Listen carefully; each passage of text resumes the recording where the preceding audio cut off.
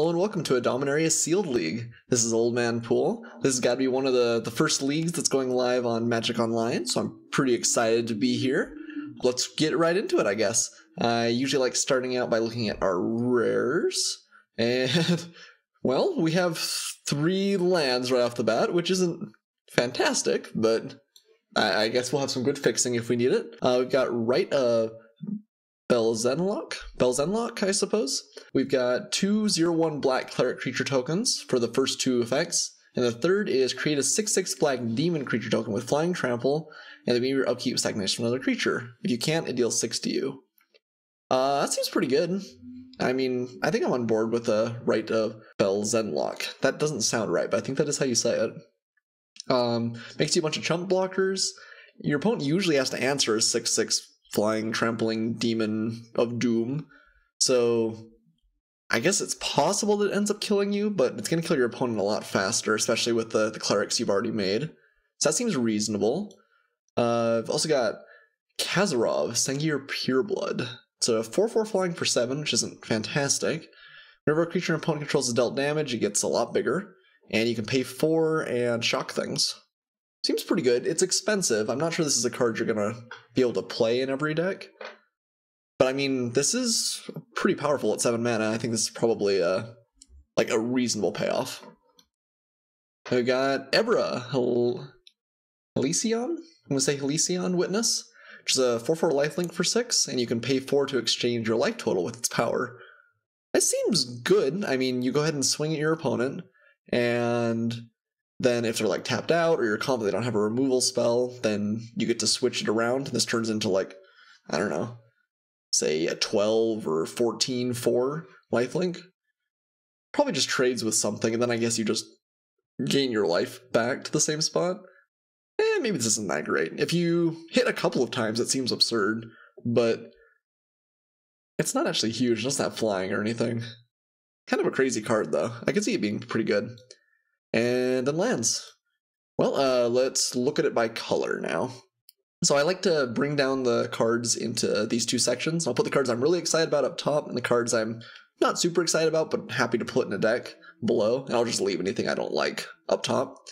I'm going to do that for each color individually here, and I'm not going to make you guys wait while I hem and haw over individual cards. So let me look at white, and I'll be right back. Okay, our white looks decent. We have a reasonable amount of playables, even if they're just kind of all okay. We've got Gains Reproach, which I like. Mesa Unicorn, a 2/2 lifelinker for 2 is always welcome. Seal Away looks quite good to me. You do have to have the creature that you care about attacking you, but assuming it does, it's a cheaper Oblivion Ring at instant speed, so that's pretty absurd. And then Ebra, which kind of on the borderline on how good this will be. I think it's probably worse than it looks like it might be, but probably still good. Then we've got Benalish Honor Guard, a couple of Knights of New Benalia, which are all fine, but not crazy exciting. Servant at Arms, or Sergeant at Arms. I think this is a card that I'm actually kind of unexcited with both halves of the card, but maybe the versatility gets there. It's a 2/3 for 3, which is okay. And then I guess it's a 2/3 and 2 1/1s for 6, which is a little bit better, but still just okay. Now we've got a 2 Davenant Trappers. These seem pretty good. It's a 3/2 for 3, which is already not terrible. And if you cast historic cards, this is like the Territorial Hammerskull of the set. Except for you do need to be able to consistently cast historic cards. I'm not sure if that's something that you can really count on in most decks, but probably still fine. Then we've got Pegasus Courser, 1/3 for 3 with flying. Picks up creatures and throws them at your opponent. Probably okay. And then Dub, which is +2/+2 and first strike, which makes a creature pretty hard to deal with. It's obviously bad if this gets bounced or the creature gets killed or something, but if they can't answer it, this is likely to make a pretty unstoppable threat. So white looks decent. Let's go ahead and look at blue.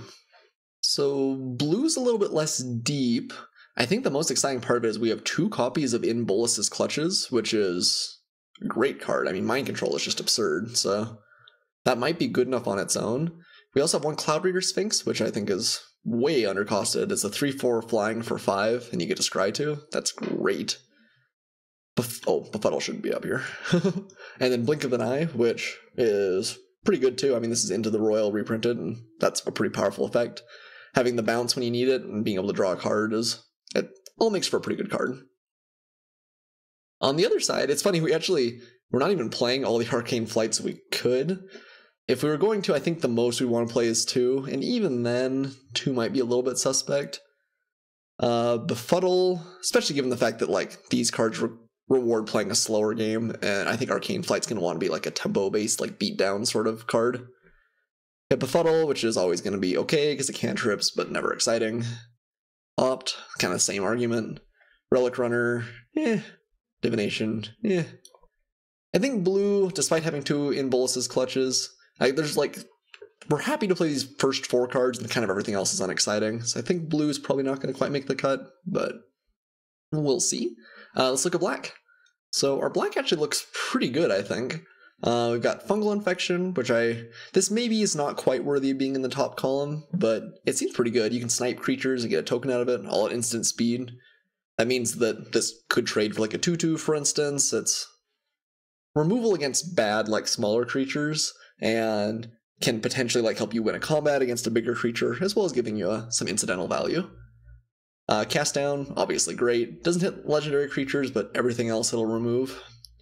Knight of Malice, super undercosted, 2/2 first strike with hexproof from white, even though it's kind of situational, would be great on its own. And then if anyone's got white, it gets even better. So I think Knight of Malice is pretty powerful. Vicious Offering, great removal. -2/-2 until end of turn, and then being able to sacrifice a creature to hit something bigger is great. This is better than Moment of Craving, and Moment of Craving was an all-star in the last set. Then we talked about Red Benzelok already, but I think or Bell Zenlock. It's going to be a good card, despite the fact that I'm probably going to butcher how you say it.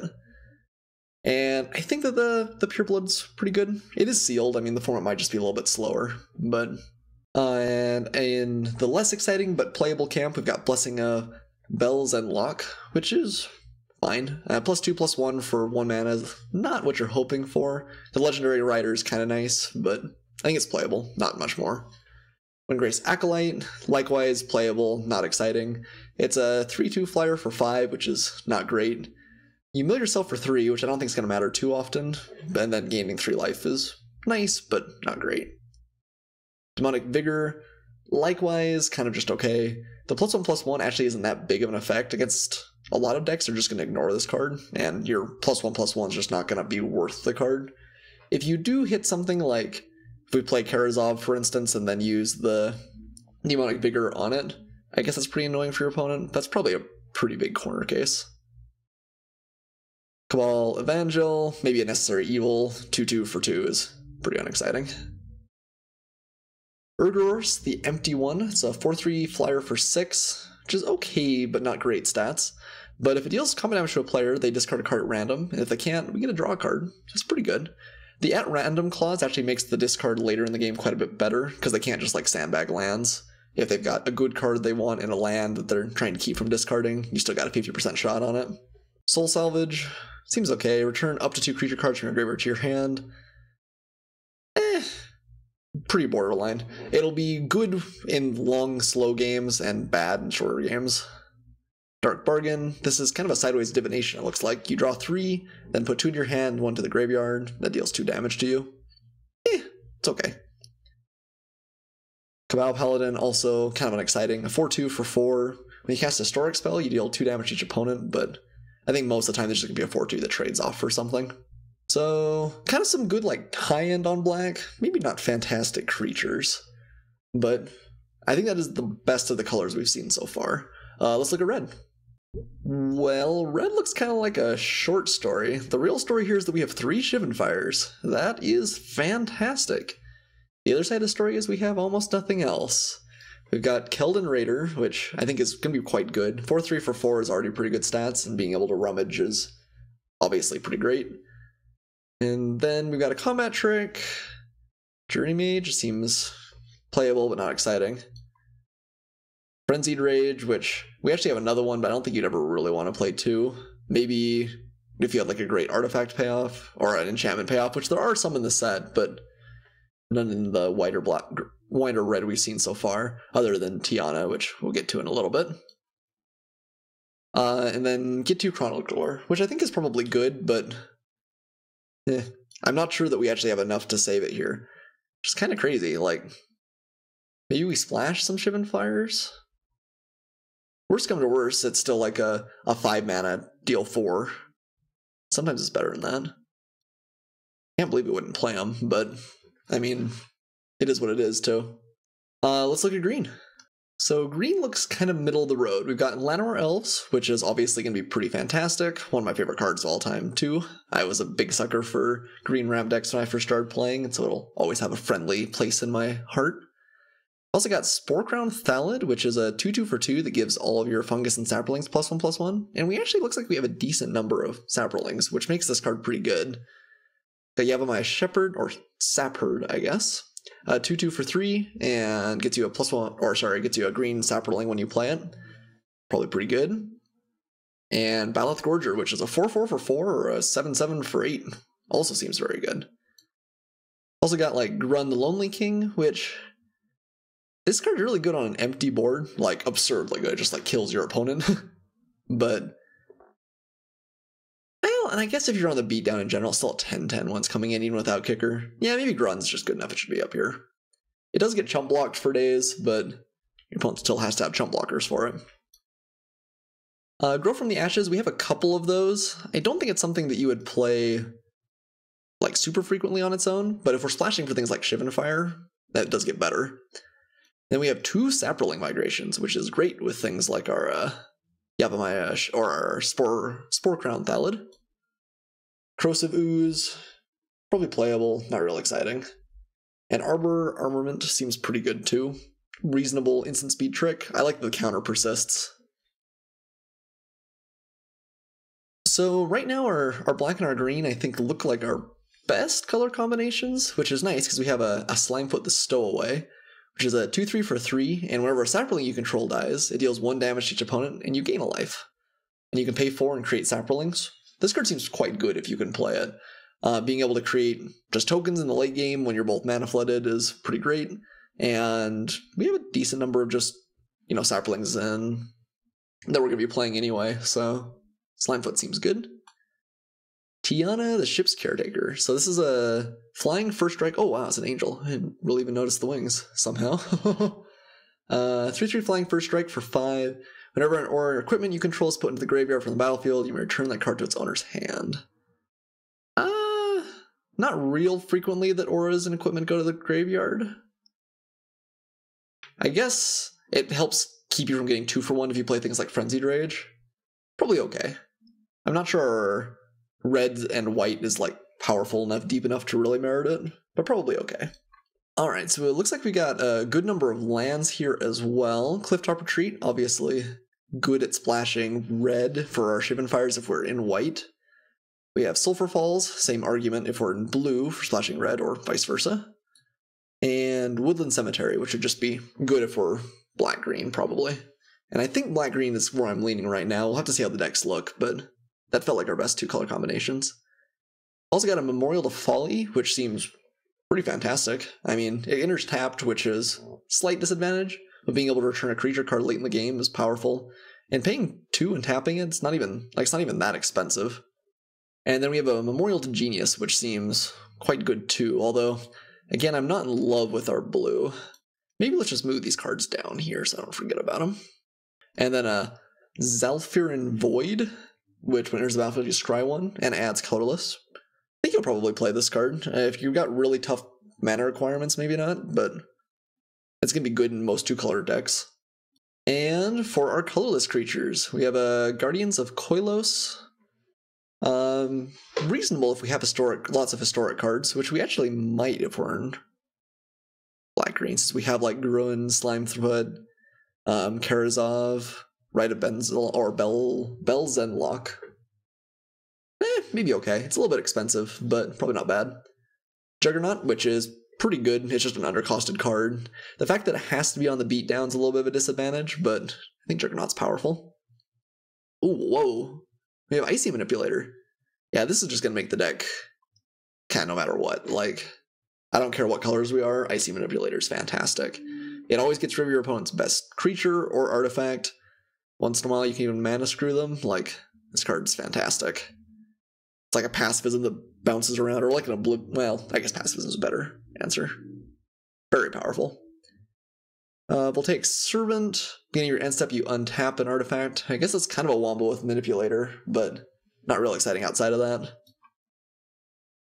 Actually, I guess it works well with Juggernaut, too. We swing with Juggernaut, untap it. That's probably still not quite enough to get it where it needs to go. A 1/3 on its own for 2 is not exciting. Maybe if you really do have a whole lot of things that care about historic cards, though. Shield of the Realm looks like a kind of bad equipment. I guess maybe good if they're playing like lots of Shivan Fires or something, but also really punishes double blocking. Doesn't seem great. And last, Sparring Construct. Yeah, I don't care about this card. 1/1 for 1 that gives a counter is not really what I'm up to. It's fun flavor though, like you fight the construct and then your creature, once the construct's defeated, the creature gets a little bit better. Alright, so I think right now I'm leaning towards black-green, so let's go ahead and put a deck together for that and see what it looks like. I'll be right back. So at a glance, this is what our black-green looks like. The curve's a little bit long and a little bit far. Karazhan really rewards us for playing red, which means that maybe we want to play some Grow from the Ashes to make sure that we can cast them, and if we're doing that, maybe we cast Shivan Fires too. Shivan Fire feels a little bit awkward. It's like maybe not the most splashable card, just because, like, sure, you'll play it as a 5-mana kill spell, but it's not all that exciting. You really like the fact that it's a split card, and we just can't really take advantage of the split card very often if we're splashing for it. But if we were going to put this together, we're going to cut things like Demonic Vigor, certainly. Maybe something like Blessing of Benzalok's not that exciting. The object of this game is really to, like, put out some reasonably big, like, late-game threats, certainly, but also probably just to, like, get some Saproling stuff going. Although we actually have fewer Saprolings than I thought at first brush. I think they're all playable on their own, but things like Spore Collar or Spore Crown Thallid definitely get a lot better if we have lots of cards like Saproling Migration. We would definitely cut things like Cabal Paladin, maybe Windgrace Acolyte just doesn't quite get there. Maybe a good sideboard card if we need flyers. So this has got power, but it's a little bit clunky, maybe not fantastic. I think it's okay though too. Llanowar Elves is nice because it'll help ramp us up towards the big stuff as well.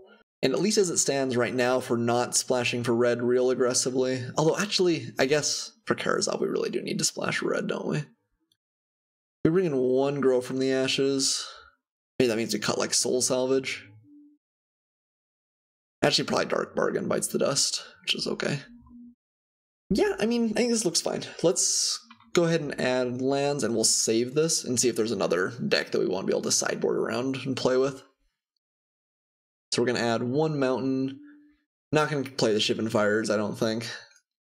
And then I think we want to be a little bit heavier on green than black, it looks like. Llanowar Elves definitely encourages that, but also just having a lot of like 2-drop green creatures. So let's go like 6/1/7. That'll give us a total of, oh, we've also got Memorial to Folly, which is a black source. So that'll give us like 8/8/1. Yeah, seems okay. That's counting the Zalfarin Void, which is kind of nice too. Yeah, I think this deck looks reasonable. Let's go ahead and save. Alright, I'm going to try and put together a red-black deck. My gut tells me that probably just doesn't have quite enough playables, but let's see if it comes together. So, my rationale for this sort of deck is it just does less play to 3 Shivan Fires, which is obviously like absurdly good. I just can't believe there'd be a pool that we'd open up where we wouldn't play a red when we have 3 Shivan Fires, but this may honestly be it. I don't really love this. We're playing a bunch of kind of mediocre cards, like the Keldon Warcallers. We're playing Cabal Evangel, Windgrace Acolyte. Yeah, don't think we can make it work. I think our black-green just looks better. So let's do one more quick shift. I'm going to look at white. Our white actually looked pretty deep and see maybe how white does with our black.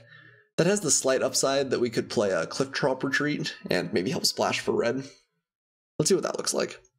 So this time around, we definitely have the playables we need. Problem with the white veering deck right now is I think this looks like we're trying to skew more aggressive, and I don't think we have quite enough to keep us going, especially when we're trying to splash things like Shivan Fire. Maybe we just cut those. What's it look like if we just cut those? Cut like Dark Bargain. Reasonable. Knight of Malice definitely gets a bit of a kick. Probably cut Cabal Evangel. Oh, let's group our creatures out. Yeah, this actually looks okay. Guardians. Mostly gets back our big stuff. Maybe Guardians gets cut. So this has the merit that we've got a lot of like good 2-drops. Maybe a slightly better curve. I think we lose some of the power that we had in green. But that's maybe not terrible. I think that the black is the best part of our deck. I think we're gonna save this. And gonna go ahead and play Memorial to Folly for sure. And the Void. Actually, yeah, like Juggernaut. Well, somehow we pulled that out. So if we're playing Juggernaut, what's our next cut? I like Soul Salvage. Yeah, this has like some pretty good removal. This actually could be even better. I was gonna say we keep this as like an option to sideboard, maybe screw with our opponent, but this looks not bad. Probably actually don't play Cares. Well, maybe we do anyway. If we can't pay 2 to shock things, how good is this card? Not great. Whenever a creature's dealt damage, it gets bigger. Just really discourages trading is kind of about it. Maybe we'll keep it in for now. We'll see how good it ends up being. It might just be too expensive. Yeah, this deck looks fine. Let's add in lands. Heavier on white and probably makes sense since we've got a lot of 2-drops. I still feel like I'm a little bit worried with things like the Knight of New Benalia, just because this looks like a deck that's going to encourage an aggressive sort of beatdown strategy, which not only tends to be a little bit worse than sealed, well, it tends to be a little bit worse than sealed because it's hard to really get the deck together that way, and I'm not sure that this deck actually quite makes it. But let's save this all the same. I can see this deck actually being like comparable, and maybe better if my opponent's got a very aggressive draw. I think I'm going to start out with our black-green though. Yeah, I think this deck looks pretty sweet. I think it is better than the white-black. It's maybe close. But yeah, let's play some games. The wonders of Dominaria await. Welcome back for match 1. We have kind of an interesting hand. So we are on the draw. We have Forest Llanowar Elves. If Llanowar Elves doesn't die immediately, we can play Spore-Crowned Thallid and Sapling Migration. If we draw lands, we can play Yavimaya Shepherd and Grow from the Ashes, which means we could find black. I think this is actually a 1-land hand I'm going to keep. If Llanowar Elves dies, we're going to look pretty ridiculous. But pretty much just outside of that, I think we look okay. Okay, we drew a swamp, so actually we're looking pretty solid. Opponent played a Llanowar Elves, we're going to play Llanowar Elves. Good old-fashioned ram fight. Okay. Looking like green-white. Unwilling to trade, perhaps unsurprisingly. I guess we're going to play Yavimaya Shepherd here. It's the most mana-efficient. Slimefoot may come in next turn, although Slimefoot's a little bit better when we've already got some stuff in play. The fact that my opponent missed it on a 2 or 3 drop is interesting. Opponent kept, right? Yeah, opponent kept. Right, well, this next turn we'll probably plan on starting to swing in for all the cavalry. It's a good card. And Guardians of Koilos, a little bit less exciting. So we could play Slimefoot the Stowaway. Its mana efficient is its main count. Then the Saproling's able to block. No, sorry, if we play the Spore-Crowned Thallid, then we can play the Saproling able to block. Probably just better than Slimefoot, right? Yeah, I guess so. Okay, so we're a little bit stuck on lands, but I think this hand was still good. Drawing the swamp in a timely fashion was obviously pretty nice. It's not impossible my opponent doesn't have a great way to deal with the Spore-Crowned Thallid in white-green too. Helm of the Host. At the beginning of combat on your turn, create a token that's a copy of equipped creature, except the token isn't legendary if equipped creature is legendary. The token gains haste. Interesting. I should have swung with the Saproling last turn. That was a mistake. By the way. Okay, well, it's not actually equipped to anything yet. That's a weird card. So it's equipped. It just makes a copy and it attacks. I guess it stays forever. That's pretty powerful. Interesting. Oh yeah, we should have swung with the Sapperling last turn. That was a bit of an error, I think. So we could cast Grow from the Ashes this turn. Make sure we hit a land. Do want our lands pretty badly. We could also just play like Slimefoot the Stowaway, swing on the Sapperling. Problem is, this is gonna turn to a problem really fast, actually, isn't it? It's expensive, but it's powerful. And we're not really pressuring my opponent. I think I'm just gonna cast Grow from the Ashes. Alright, well, let's swing with our Sapperling very first. I think the only way we win or beat that is by, like, maybe keeping the Spore Crown Thalet alive and having the Sapperling migration, like, kicked or something. They're just having a ton of Sapperlings. Hopefully we don't lose based on 2 life, because I think we could have gotten my opponent for an extra 2 points. I guess no real reason not to grab Mountain here. Oh, it enters untapped? Oh, wow. These card effects always enter tapped. That may have actually changed my mind. But, oh well, good to know. That's why you play the pre-releases, right? Still learning about cards a little bit.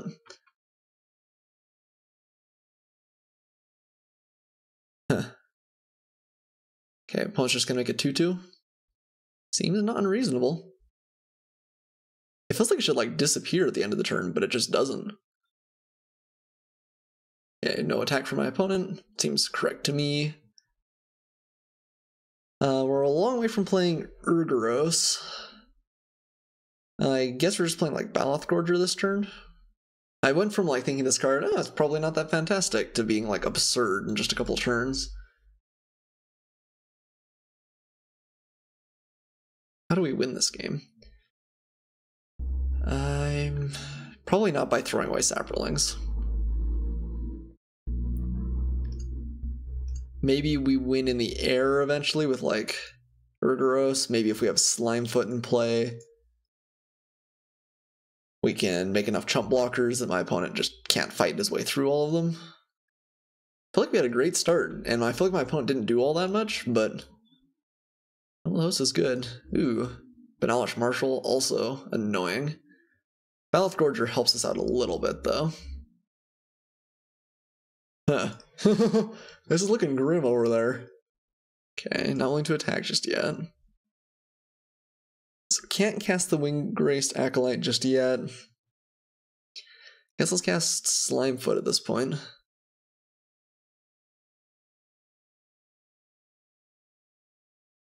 Yeah, we're pretty far down. I mean, we've had trouble with lands, which doesn't help, but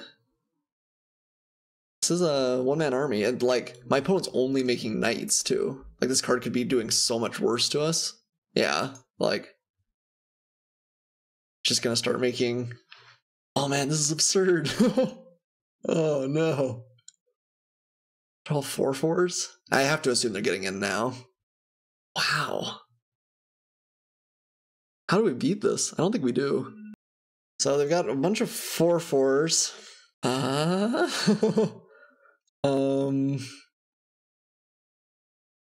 Guess we do something like that, probably. Take 8. Well, good to know that Helm of the Host is good. Marshall is pretty obviously good, but... Oh man, Memorial to Folly enters tapped. I don't think it's gonna matter too much. If we found like a bunch of removal spells that could keep wiping out the Marshals, maybe? I am honestly kind of tempted to just toss it back. I don't think there's a good chance we can possibly win this game. That's probably a little bit... Yeah, because now he just has tokens, he can just keep copying. Yeah, honestly, I think I'm done. I have literally nothing, right, that interacts. Yeah, okay. I think I'm gonna call out GG.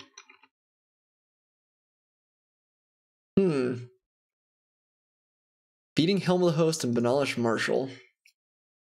So if we switch to white, we do have a couple copies of Invoke the Divine, which maybe we just need to play. I think our white-black is worse. Maybe not by much. One says, yeah, that helm is pretty broken. It was pretty good that game. And probably just pretty broken in general, actually. Because again, like, they didn't even have the most absurd start. They were just making 2/2 knights for a long time there. I wish we had a way to interact in green, but we just don't. I think I'm going to run this back, and we'll just have to maybe try and dodge the helm. If my opponent's got it again, we probably just lose. Alright. Would like to play first. And a not super exciting hand, but an okay one. We'll play the Self-Rin Void first off and try and get something going. Do we want a forest? Probably not. We do want to draw lands eventually, but I think if we're choosing right now on turn 1, we're not going for it. Because at least with this hand, finding like one more land's kind of all we need. Okay. Yeah, well, I guess we actually can't play that, can we? Not this turn. Alright. Yeah, maybe we should have kept forest. No, I think that it's just so bad if we draw a bunch more lands. Okay. So let's play our Spore Crown Thallid. Keep up both Arbor Armament and Fungal Infection. Next turn we'll play Juggernaut.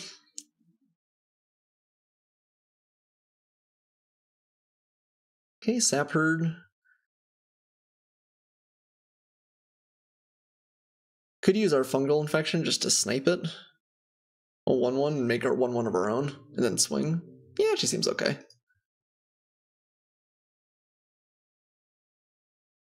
Your 1-1 is now mine 1-1.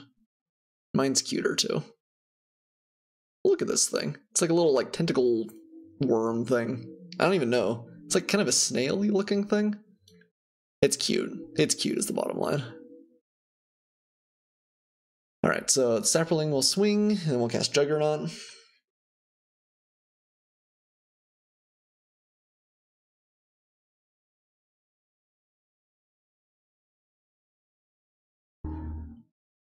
And then we've got Soul Salvage in a couple of turns as well.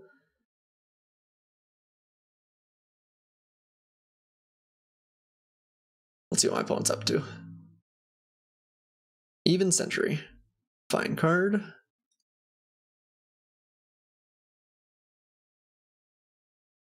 Okay, another land's not super exciting right there.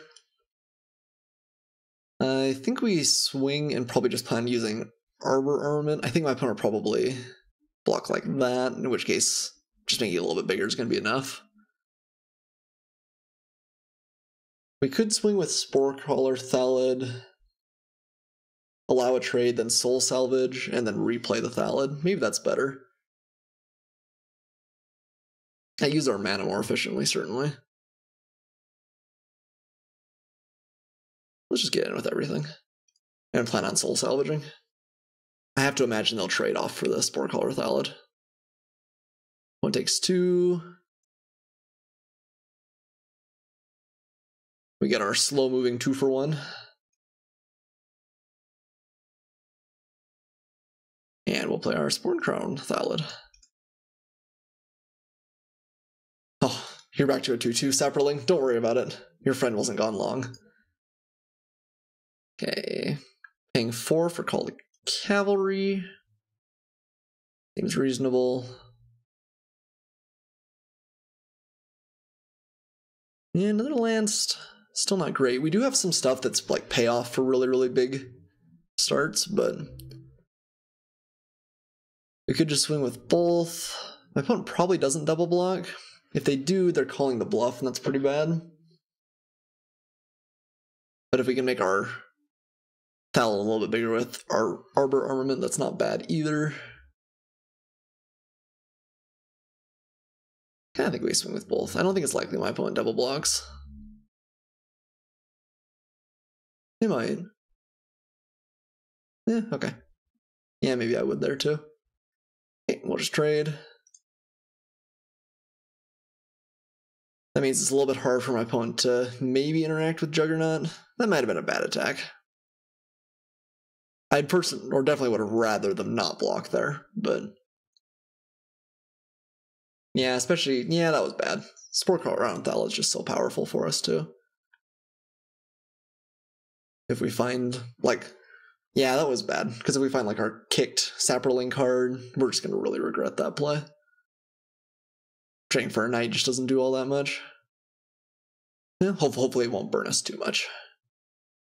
Interesting that they played the bodyguard before whatever else. Okay. Migration just for 2. Unwilling to, unwilling to wait a turn. That might mean they have combat trick up. Okay, Knight of Malice is nice. Let's go ahead and swing with our Juggernaut. It's possible to just try and block kind of aggressively, and we can maybe get him with the Arbor Armament. I mean, we didn't play like we had a combat trick last turn. Fine. Bump it up. Don't tap your mana. Don't tap your mana. Nice.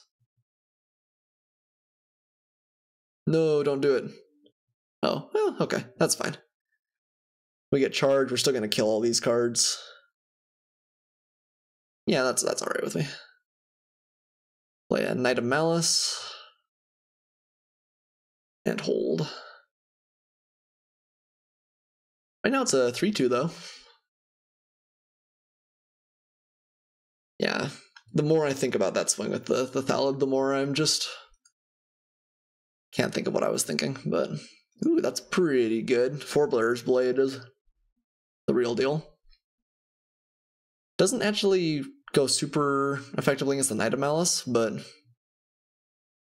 So it's when a creature... No, when it dies, you just get to attach it. Okay. Cast down. Don't think we can really swing with the Knight of Malice here, unfortunately. Guess we're just waiting still. Opponent's down to 1 card in hand. We do seem to have fought at kind of a standstill. If they ever find their helm, the game's just over. Okay, Sentry. That might have to get cast down.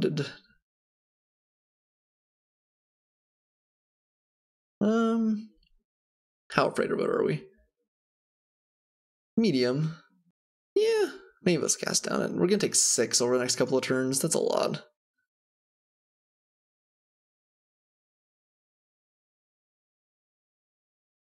Yeah, my opponent is truly out of cards over there. Not a land. Ooh, Grun's not bad. We're at 1, 2, 3, 4, 5, 6, 7. We're 2 mana away from kicking it. Right now it's swinging as a 10-10 already, though. Yeah, let's just cast Grun. No kicker necessary. Guess let's swing with our Knight first. Since they're top decking, I think I'm safe. If they find something that lets them kill off Grun, I guess this punishes us some because we take 6 damage, but... I don't think it's crazy likely that they just find something either. Alright. Get them, Grun. Hopefully they just like hit a land here and then they're in a really tough spot. No, don't do it. Don't do it. Whatever it is, don't do it. Okay. So they could trade literally everything away from Grun here. Okay. Doesn't change too much. Maybe they're coming in. Okay. And just playing to chump block for a while. Seems not unreasonable. So again, chump block, we took 5. Yeah, I guess that's true. I should have considered the fact that they could just smooth it around. Ugh, I regret so many things. Well, cool, let's swing with Grun. Oh, yeah, that's right, these are Vigilant. Okay, that makes sense for sure. Alright, big man Grun on the street. I imagine he's eating a sapperling. Yep. Nom nom nom nom nom nom nom nom. Play our shepherd.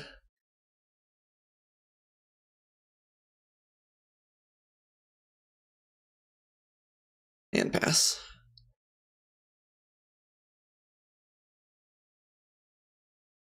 Opponent's top decking, there's a lot of things they could find, including the helm, but we are winning on board. These are also cute. I can't get over it. Ooh, I like me a Slimefoot too. So 1, 2, 3, then we can start making more Sapperling tokens. Oh man, that Thallid attack. Every time I think about it, I'm more ashamed. Alright, Grun, get in there.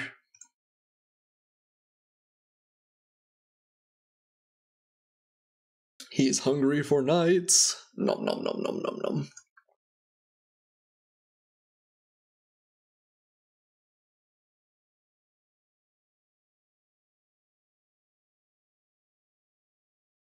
And we can make a sapling this next turn. Ooh, uh-oh. This looks big, whatever it is. Ooh, Baloth Gorger for 9. Okay. Or for 9 mana for 7/7. Alright, so Grun might get traded with. A sapling. That's a pretty good draw for my opponent for sure. Yeah, I don't think that changes anything. We're just going to swing with Grun here. But we are trying to make 2 saplings a turn. And I imagine my opponent's going to trade. No, still chump blocking? Okay.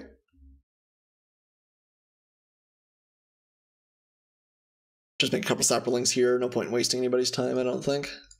Since it's pretty obvious that's what the play is going to be next turn. Alright, opponent concedes. Alright, so we're 1-1. Opponent immediately draws a ton of cards. I guess they flooded a little bit. We were both at 8 lands, though. Alright, so pitching this 4 Crown Thallid did not punish us. And we managed to dodge the helmet. Just gotta do that one more time, just once more. We could play Pierce the Sky. We've seen... I guess maybe just the 1 flyer. Nah, alright, let's run it back. Okay, pretty good hand here. We've got Llanowar Elves. Into a turn 3 Juggernaut if we find a land along the way. Let's go ahead and keep. Opponent kept at 7 as well. Please no helmet. Please no helmet. Okay, land's not a bad draw. There are elves. Llanowar Elves is probably going to go on the offensive next turn.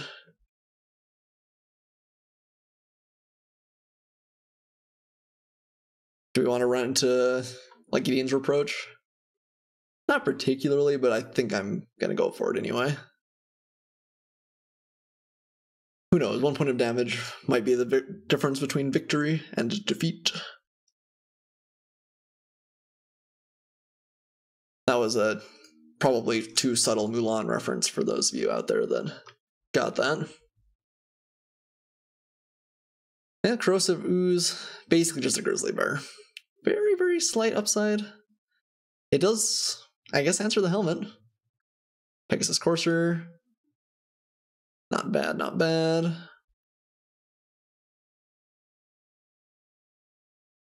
Okay, and we're just working our way up on lands, which is nice. This turn we can play Juggernaut, next turn the Acolyte, and then after that Urgoros. Hopefully we'll start messing with my opponent. Guess we're going to swing at the Corrosive Ooze. I don't think there's really any reason not to.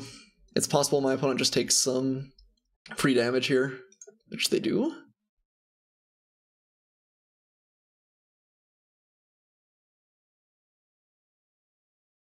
Alright, so this next turn it seems likely they're going to have the Call the Cavalry, since that's been kind of their go-to play on 4. No, Century. Okay. Flying Beatdown, perhaps? We'll take 1. It's a little bit interesting, my opponent's going so aggressive here. I guess maybe they're not happy to trade. That's possible too. So we could play Icy Manipulator. I think I'd rather just swing. So if we play the Manipulator, we tap that down. Swing for 7, my opponent goes down to 10. Maybe that's just better. Windgray's Acolyte's not absurd by any margin. The next turn we could still play it and tap something. I think I really do want to play Urgoros on time though. And maybe that's a good follow-up after that. So if that's the case, if we want to play that next turn, I'd rather play the Windgrace Acolyte, I think. Let's go to attacks. Give my opponent the opportunity to trade. If they have a helm, it's going to be in the air where it can't fight anyway. Yeah. Okay. So get in for a couple more points. But we got rid of a big flyer, which is nice.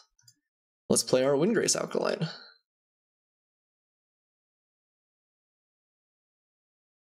And pitched one of our bombs, but 2 lands, so that's not all bad. And we actually do have I guess, one way to bring this back from the dead, so That's nice too.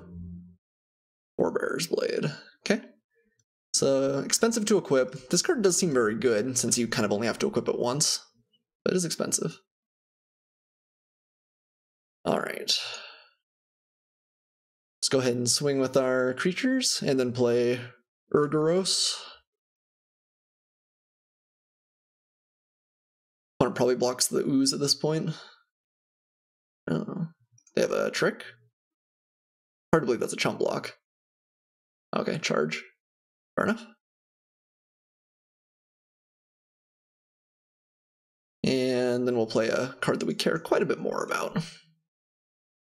And now I think it's likely we'll be able to Icy Manipulator and get in a hit at least with this. If they have removal, then they could kill it, but if they don't, we're gonna be happy. We've had a pretty good curve out. I mean, we went 1, 2, 4, 5, 6. Okay, Baloth Gorger.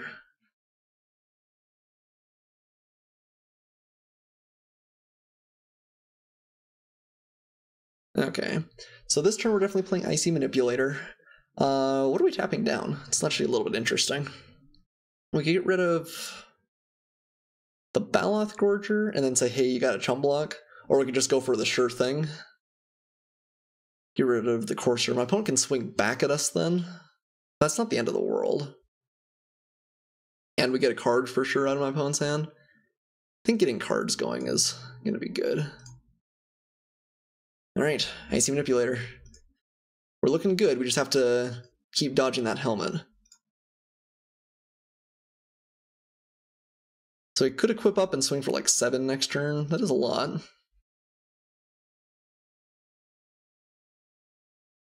Come on, hit something good. Blessed Light. Oh, wow. Oh, it's only enchantments. Never mind, it wouldn't hit our effects anyway. Oh, that's a good hit, though. My opponent's stuck on 4 lands. That probably felt pretty bad. Not being able to get rid of our Urgaros. Good job stealing that. This is sick art, too. Look at this thing. Like, it's like some sort of crazy armored Nazgul thing. Okay, opponent equipping up. Yeah, it's a lot of damage. Take 7. But then we'll still be able to keep pulling apart my opponent's hand. I mean, we go down to 15 here. We die pretty quickly to this, but I think it's okay, too. Knight of Malice, I mean, they could trade for that, too. I think I still just want to keep getting the Courser out of the way. And getting our free discards with the Urgaros. Since my opponent's been stuck on lands, I mean, these are all going to be real cards, which is nice. Okay, Sapherd. Nice getting rid of that. Okay, and between Urgaros and something else, we probably have lethal this next turn. Okay, another Gorger. So I guess not quite, but they can't attack us or they die. Yeah, they're gonna be in a tough spot. Icy Manipulator. Doing good work this game. I mean, it's basically just been a pacifism, but pacifism is still pretty good. Colorless pacifism is powerful, I think, to have. Alright, opponent concedes. We got there. Even against the crazy helmet draw. Cool. Yeah, happy to pick up match 1. I'll see you guys for match 2. Alright, we're back for match 2. Hand looks pretty reasonable here. Gonna go ahead and keep. Have a couple of like interactive kill spells, which is nice, and then Saproling Migration might be just the play on turn 2 for us. Oh, I should have played black on the off chance we get a chance to play Fungal Infection. That was a mistake for sure. I have to admit, I was still looking at... Okay, well, it doesn't punish us too much. I was still looking at the recording setup and making sure that was all working so you guys can hear me and everything, but no good excuse there. Yeah, let's cast our Saproling Migration, and probably just gonna take it this next turn. We might cast like Fungal Infection and like block sometime next turn. We've also got Juggernaut the turn after next, which seems nice. Good with things like Fungal Infection too, because if you can get your opponent into a blocking situation with Juggernaut, that it turns into a chump block, Goodness, that feels nice. Let's see what their follow-up is. Glider. Okay, well that does run right into Fungal Infection. Probably playing this to try and trigger Historic. But, yeah, we have a good answer all the same. So are we gonna Vicious Offering the Honor Guard? We might. We're definitely gonna Fungal Infection here. Rest in peace, sweet glider. And go ahead and swing with our Saprolings. I don't think I want a Vicious Offering, honestly. Yeah, I think we're just still gonna take this. I mean, it's 2 damage. Having the option to Vicious Offering something more impressive right now might be pretty good, too. Omnivore. So we could just cast down that. Sure. I think that's actually going to be problematic. It's actually arguable whether cast down or Vicious Offering are better to keep up in the future, too. Ooh, I like an Armament. Let's cast Juggernaut. Swing with the Sapling Brigade. That was probably harder to say for me than it should have been, but we got it out. Mission accomplished. Right, taking my opponent down to a nice unhealthy 15, and still have some pretty good stuff going on. Kind of wish we had another creature that had died for Soul Salvage, since Juggernauts almost always hits the bin, but...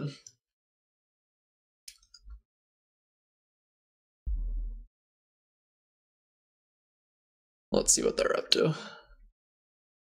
If they're swinging, I'm pretty sure we're blocking. Or pretty sure we're not blocking, rather. Yeah, I think that would be surprising. Okay, another Glider. And a Mace Unicorn. So it's possible that we get in a position where my opponent like multi-blocks and we get to get them pretty good. Soul Salvage still isn't at its best here. We could just swing with all the Saprolings. If we do that, that definitely makes my opponent more convinced we have a trick. So there's no real likely case that the Arbor Armament sticks around. Once down to 1 card in hand, do we just want to keep pressuring them? Kind of like just keeping Vicious Offering, and if they like multi-block. If they triple block, we're happy to just trade. I don't think it's likely they'll do that, but they probably would double block. Yeah, don't think we're gonna swing with the Saprolings, it's just a little bit too suspicious. Maybe we should. Ooh, no blocks at all.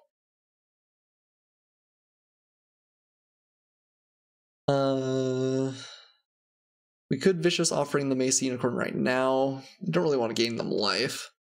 Yeah, let's see what they do. Okay, Deathbloom Phthalid, definitely a fine card. Okay, just swinging with the Glider. Yeah, I think that's okay. Just take 2 here. So we missed out on using our mana at all that turn, which does hurt. But I think it's okay. Yeah, really just want to find some more creatures to play. Alright, so I think they have to block the Juggernaut realistically this turn. Probably just with the Phthalid. We'll cast Arbor Armament. Keep it alive. That feels pretty good. Just mowing over all these poor, like, fungal people. And pass. Yeah, Soul Salvage is looking pretty bad for us this turn, or this game. I think it's unusual that we'll have only drawn 1 creature at this point. We've drawn pretty much all of the interaction we have in our deck. Yeah, that's fine. Take it.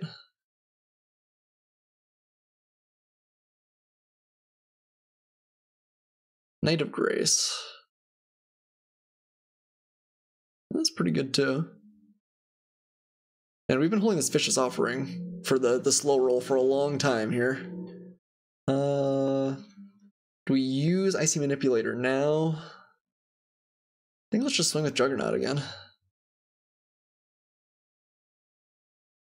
Probably double block. I think they're finally going to fall for it this turn. That's my guess. That's my guess. Oh, just a chump block. Okay, they're pretty sure we have a trick, I guess. Let's play an Icy Manipulator.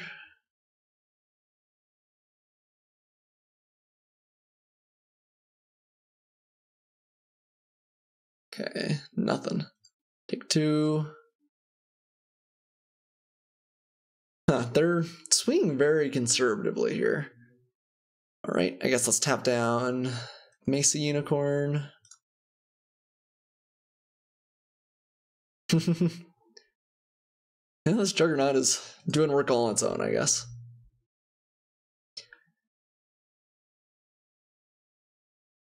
No block.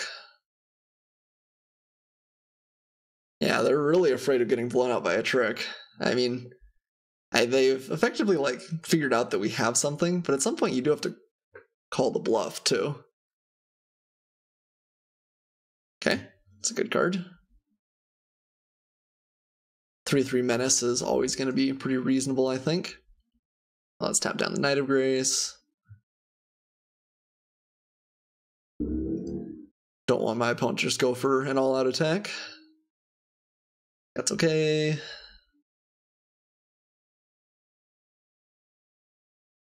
Okay, Corrosive Ooze. Yeah, I guess Juggernaut just is going to keep swinging.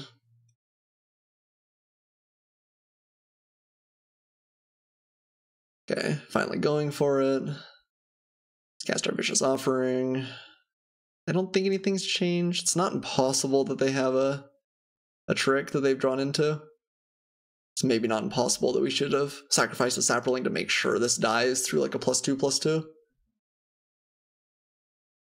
But nothing. Alright, now I think we're in a pretty good spot.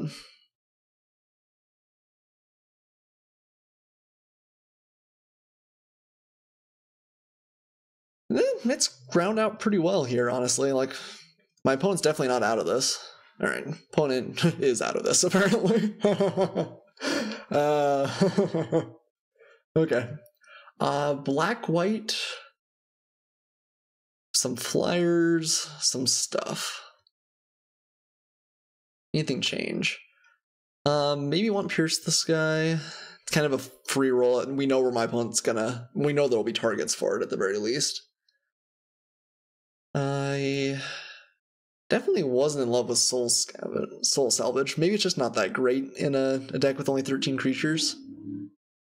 I guess that's true. I've been thinking we actually weren't that low on creatures because we have a bunch of Saproling migrations, but Soul Salvage doesn't work real well with them. Maybe Dark Bargain's just better. Maybe Blessing of Belzalok's actually better too. It's possible that we end up in like kind of a racing situation again. Maybe do something like that. Does anything seem bad? No, I don't think so. I mean, Grow from the Ashes still seems a little bit unexciting. Maybe trying to push for this Kazarov's just not correct. But, yeah, I guess this is it. Ooh, well, got a mulligan here, unfortunately. This hand is not great, but I think we're going to keep. I'm going to put that on the bottom. Really don't need any more lands, at least for a while. And I guess we're going to start with Memorial to Folly just because Inner's tapped. But we'll probably play the Zalfarin Void next turn.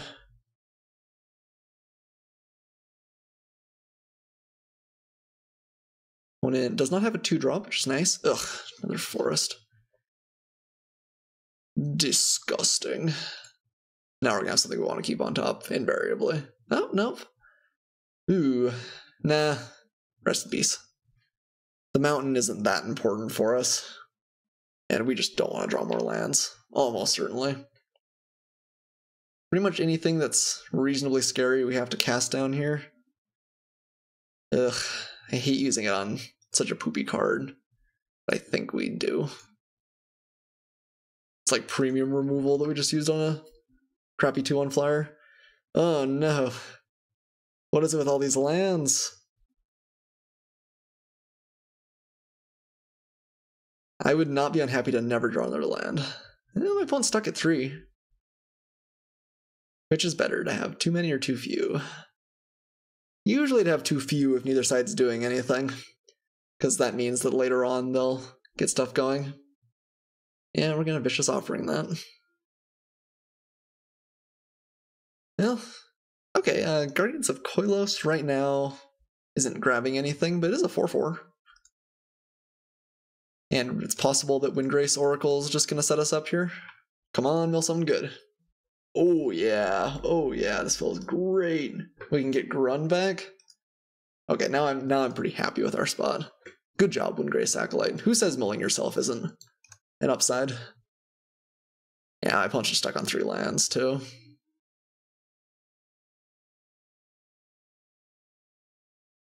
Okay, we'll swing my opponent down to 17. So far, this card is the only card that's gained or lost any life across the whole game.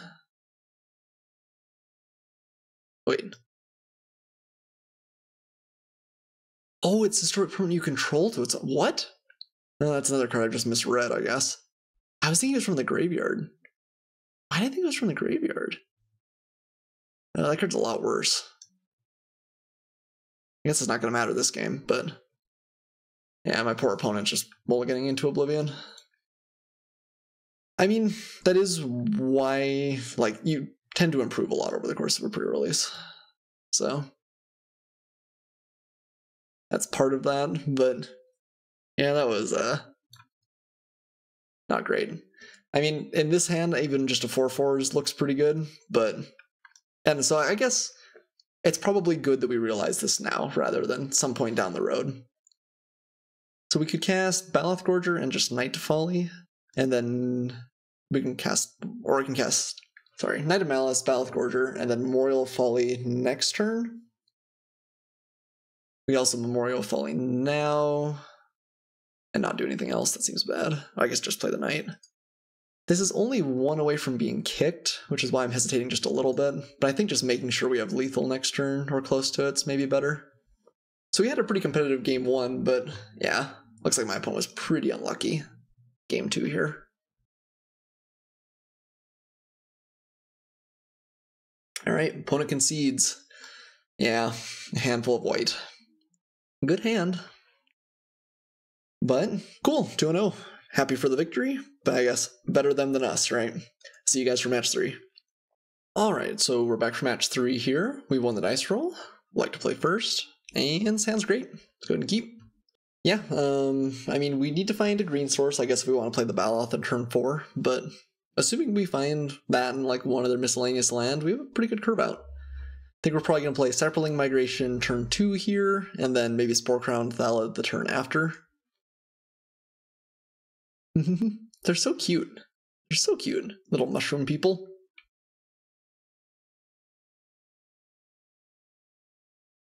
Ooh, Icy Manipulator I like quite a bit too. Let's start off with our migration. And pass back to my opponent. They're playing Island over there. I'm not really up to speed on all of like the combat tricks that are in the format. It's possible my opponent has like a counter spell, but we're definitely just gonna run into it here. Grow from the Ashes, fine, not exciting. So we can play it, but then we're still a mana short. So the fact this Inner is untapped is kind of relevant. I think we're just gonna cast the Spore Crown Thallid here. And I'm sure that if my opponent has a combat or a counterspell, they would have used it there. At least I would have. Something like Syncopate. I guess I know Syncopate's in this one. Although, I guess Mountain actually plays around that, doesn't it? You know, they did pause. Maybe they have Syncopate? Not impossible. I think it's not uncommon, though. Let's see if they play something. They do. Not an incredibly fantastic card against what we're doing so far, but not bad. Ooh, so the right's very good if we go and find black. So I guess we play Grow from the Ashes, and then next turn try and play the right of Bells and Luck, which means we want to grab a swamp. And we'll swing for another couple points.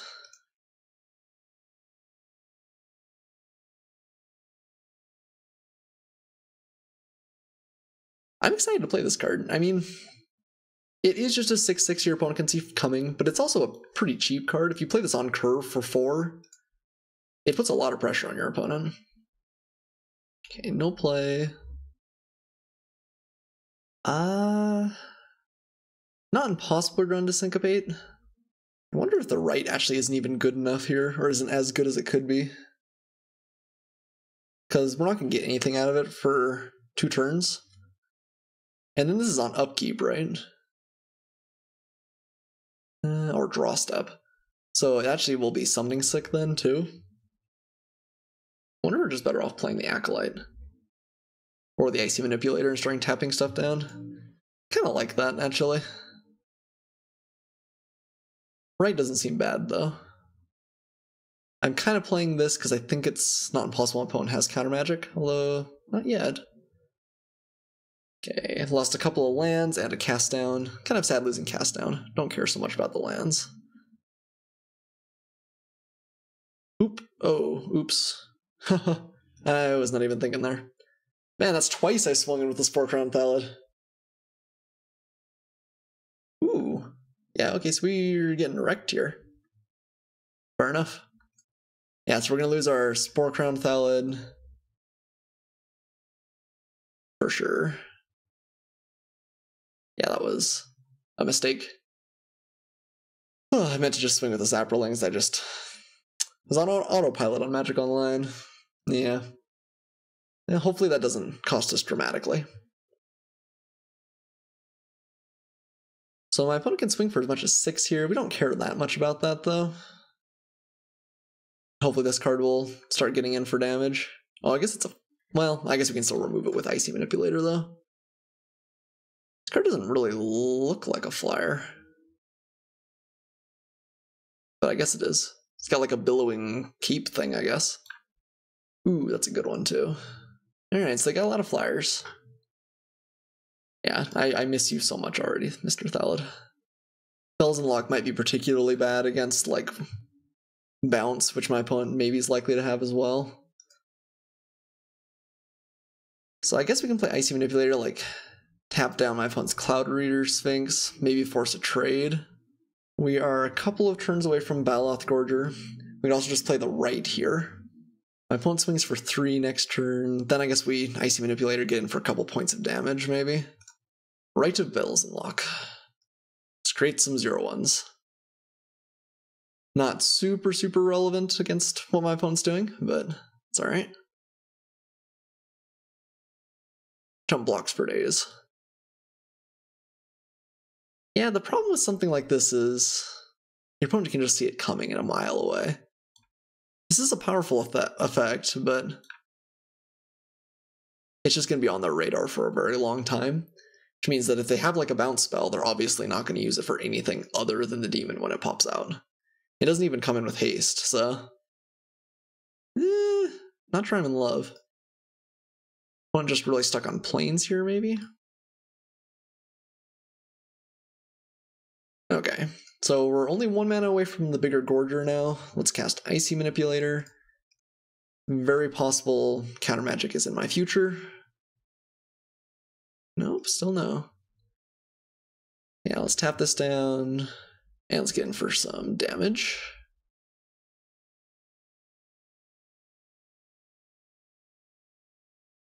Oh, they got something. Mishra's Self-Replicator. Whenever you cast a historic spell, you may pay 1. If you do, create a token that's a copy of it. Ooh, okay, that's kind of cool. Huh, it's a 2/2 though? Alright. Interesting. But it keeps making more of itself. So I guess the dream is like we draw 1 more land, next turn we play a huge Baloth Gorger and a demon, and just then we can kind of say, well, how are you going to block next turn? This isn't hasty, right? No.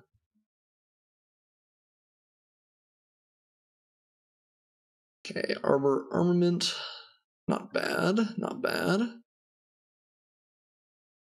Alright, well, it's a big demon. Still can't quite get the Gorger online. We could just swing it anyway. If we play it anyway, I really think we just want to sit on it and try and get something a little bit bigger. Yeah.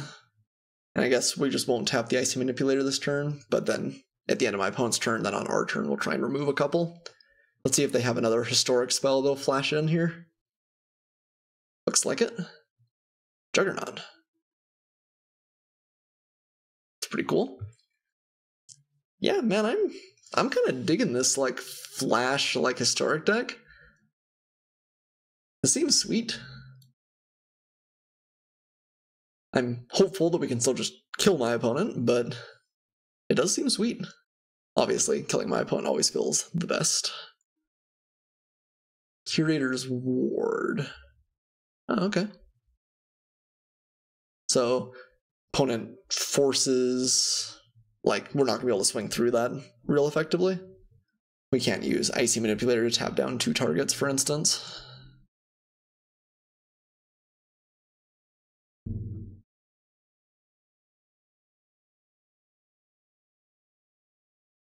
Yeah, I think we're just going to take 5. Do we want to trade Saplings away for that? Maybe. I really wish we hadn't chump attacked with our Thallid way back when. Because then we would have 1 Saproling left, because this would have sniped something when it flashed in. Do we take 7? It's kind of a lot. We could just block with a Cleric. Yeah, maybe that's okay.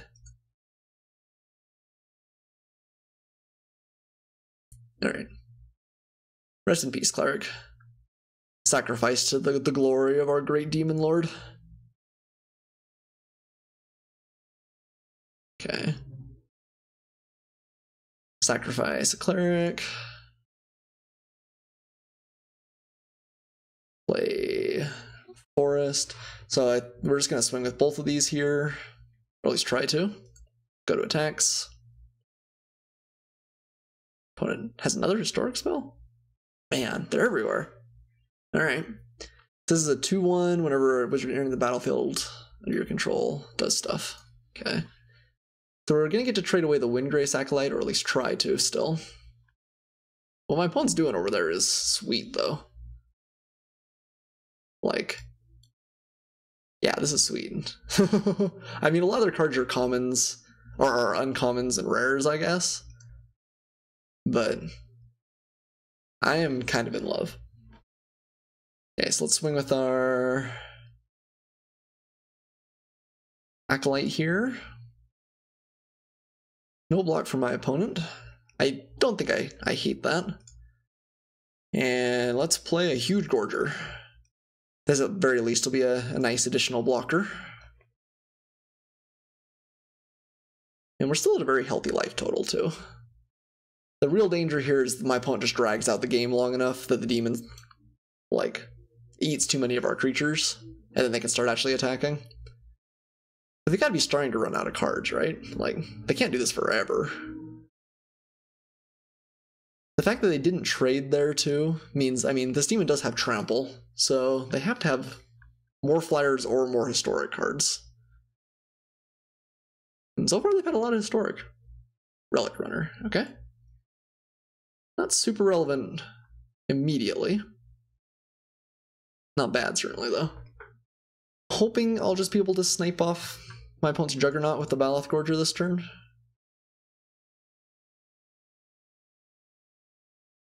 Definitely going to try and block. They have a trick. I guess they have a trick, but we're going to run into that at some point anyway. Nope. Cool. Yep, and we'll lose another Cleric.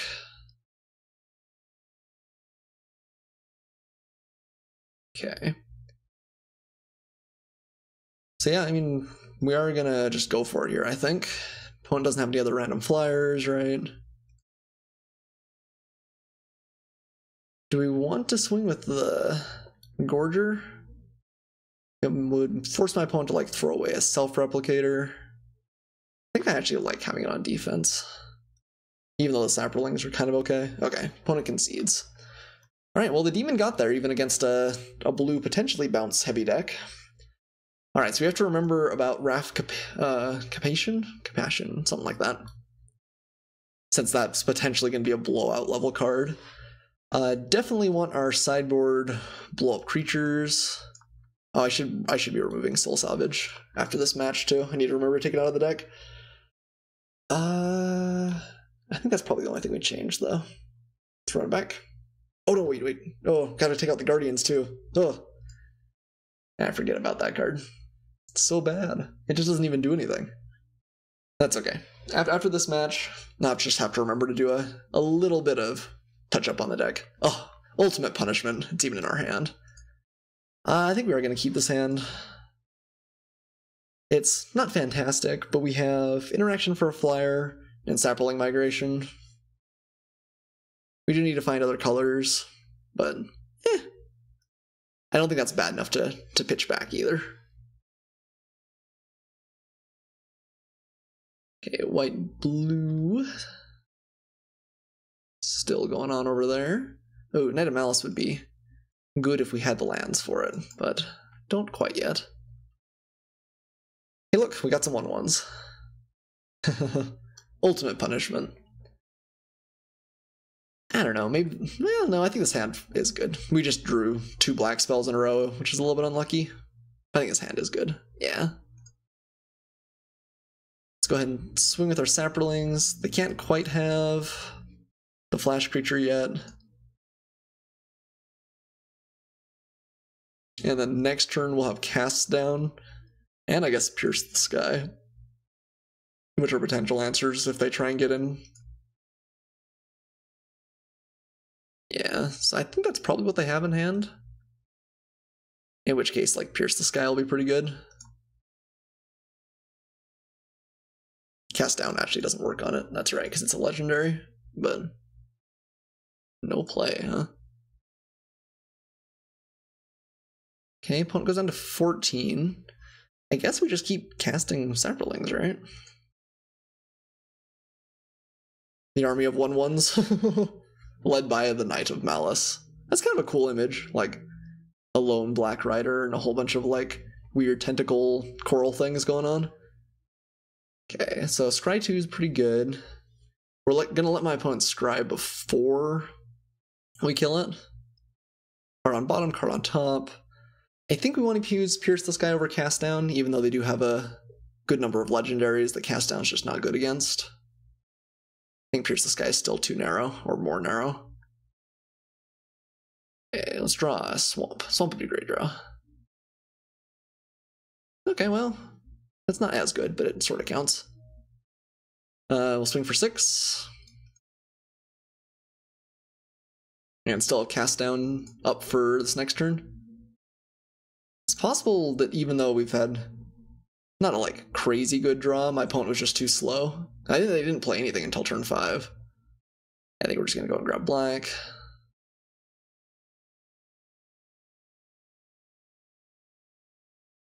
Because it seems likely that we'll be able to cast down something here. It's a legendary, I guess we can. Or a hexproof creature. Fair enough. The assault is finished. Come on, land.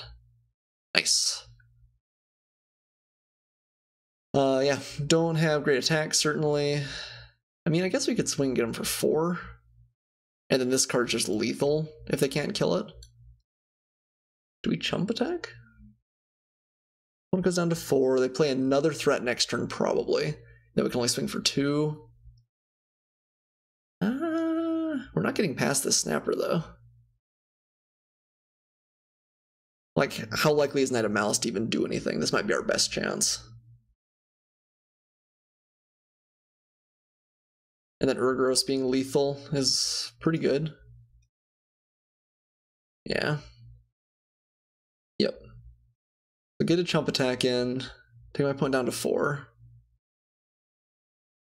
It remains to see whether that'll be correct or not. But I kind of like having my opponent at 4. If they don't have a kill spell for this guy, like a flyer just won't do it probably, because of Cast Down. If they have exactly the flash flyer they get us,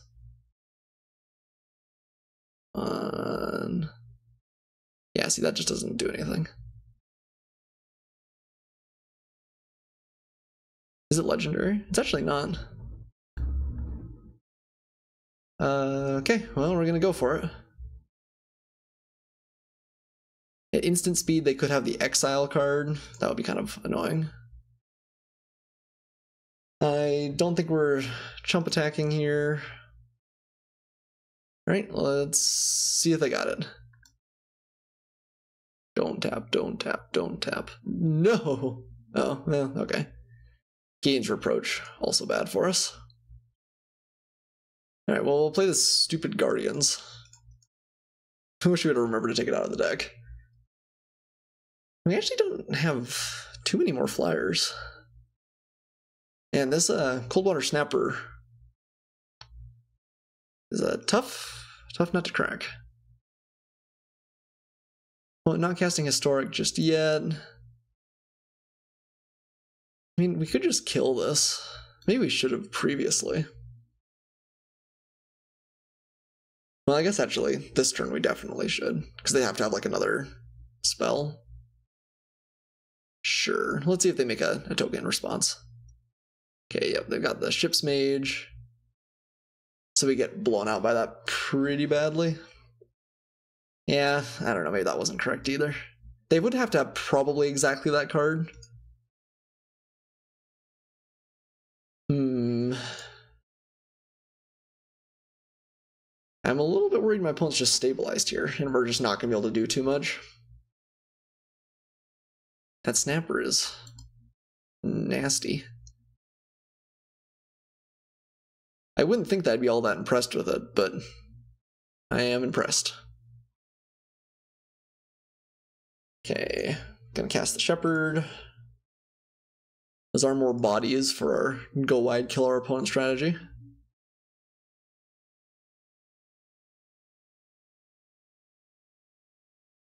Problem is now it's really tough to attack in because they can just flash in random things and we don't know about it.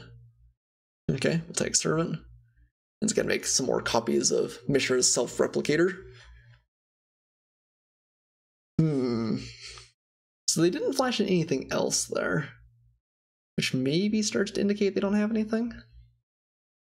Not for sure though.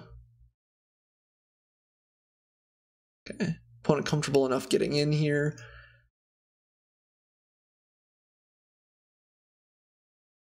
Yeah, that doesn't do anything just yet.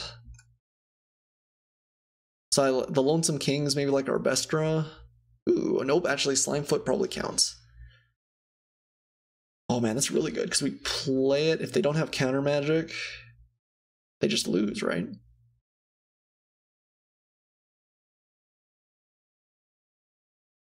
Got anything? Yes. What if they bounce it or something in response? Nah, we're still just going for it. Like, we'd lose a whole bunch of Saprolings. That would be bad. Yeah, okay. So now even if they bounce Slimefoot, we're going to get through for 3 damage. Okay, we got him. That was a heck of a top deck. That was a heck of a top deck. Well, hey, we're 3-0. I mean, I think the deck is good. I'm not sure I would have called it that good. Let's edit it real fast, just a little bit. No Guardians, you seem not good.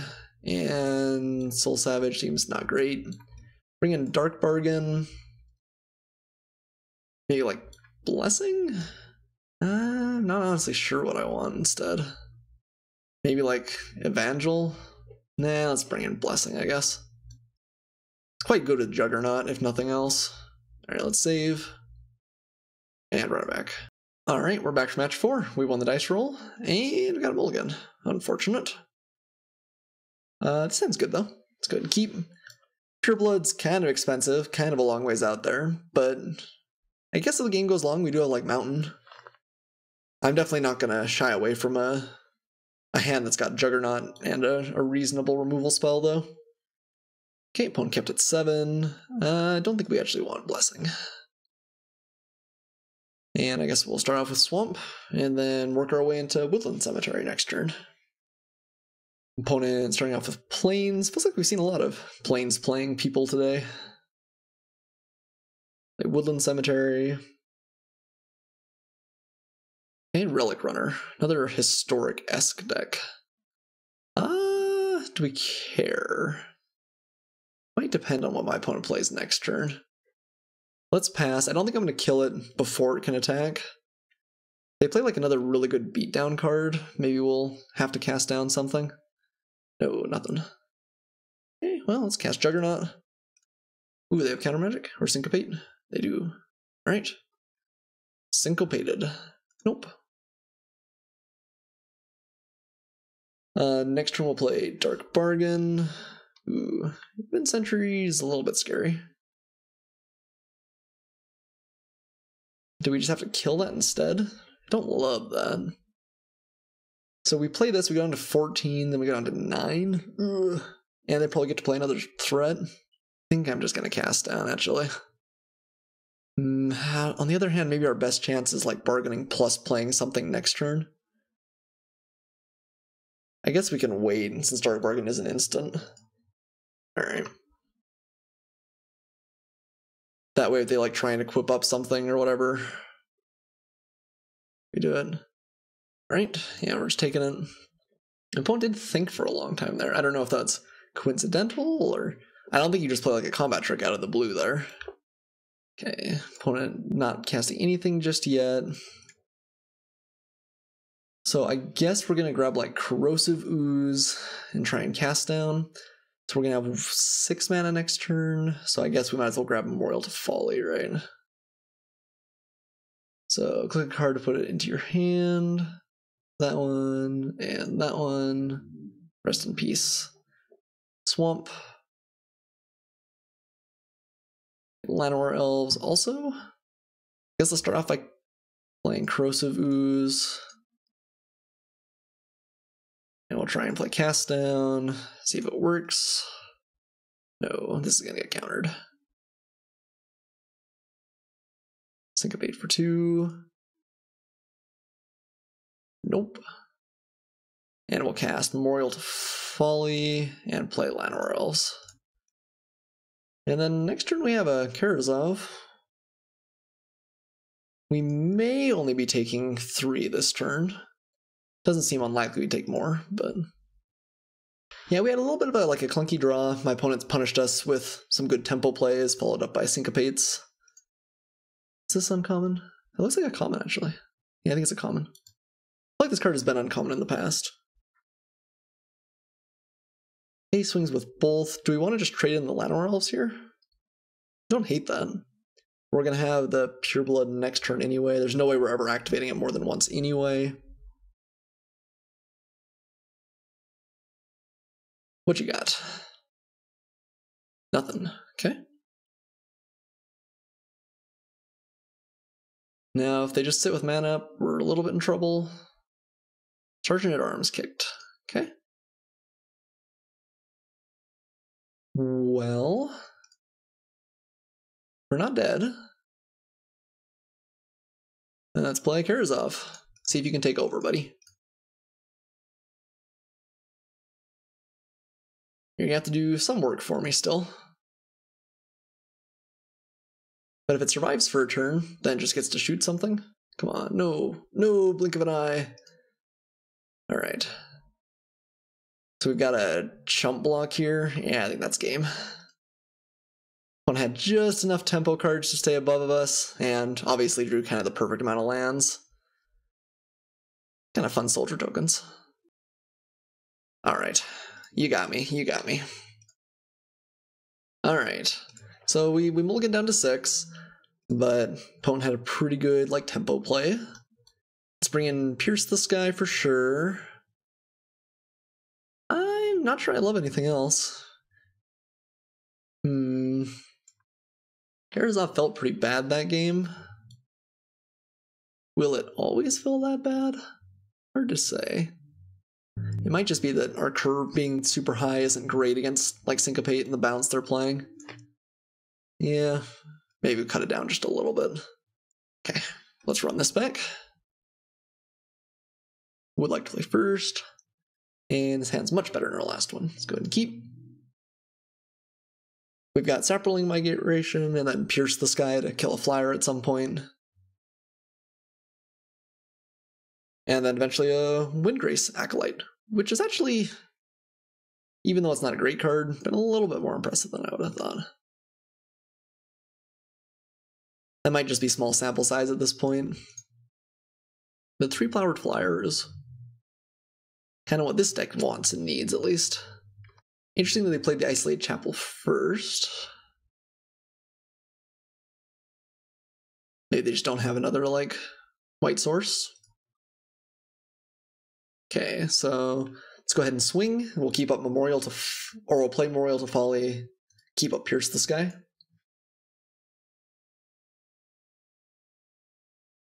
And pretty much shoot anything that they play that's a flyer here. Skittering Scavenger. Fair enough. I guess we'll use Blessing of Benzalok to get past that. Island. Entering the revealed card zone.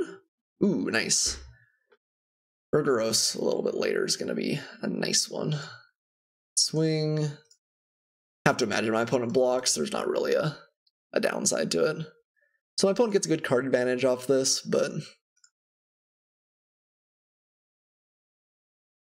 I don't have anything better to do with my mana, so I'm okay with that. Even Sentry, that's just going to get Pierce the Skied.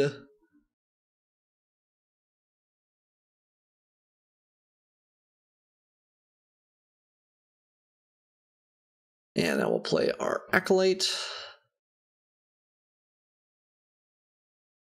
And hope they're enough on the back foot they just can't keep up Syncopate.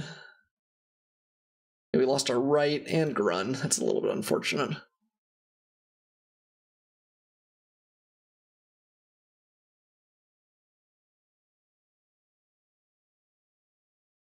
But hopefully Urgaros is still just enough of a powerhouse that it can mess up my opponent's plans. Okay, well, Cloud Reader Sphinx is annoying. Ah, man, this card is so good. A 3/4 flyer on its own for 5 would be pretty, like, fine. And then the fact that they just get to scry 2 on top of it makes it so much worse. They even scried top, so. And there's Cast Down. And let's cast. Let's cast our threat. Maybe Cast Down next turn, maybe also Memorial to Folly. Opponent does have a massive card advantage over us. But we do have some tempo on board, too. Okay. So we're going to get to eat a free card from my opponent, which is good.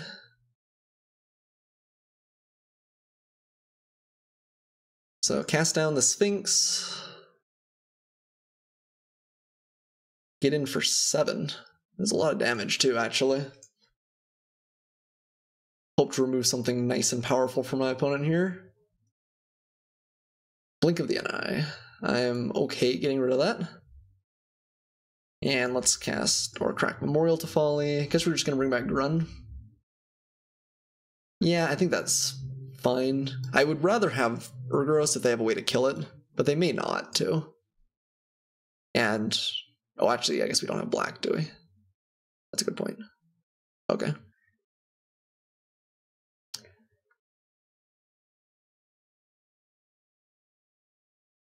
Yeah, we're perfectly happy taking just 2 points of damage here.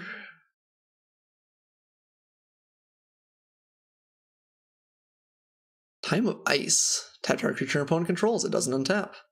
Ooh, this card seems quite good. I remember looking at it in the spoiler, and it actually seems pretty annoying. It's just very, very good tempo. Okay. Do we want to bring back the flyer? I actually might. Grun is powerful, but it's just going to start getting chump blocked. I don't want to bring back the flyer.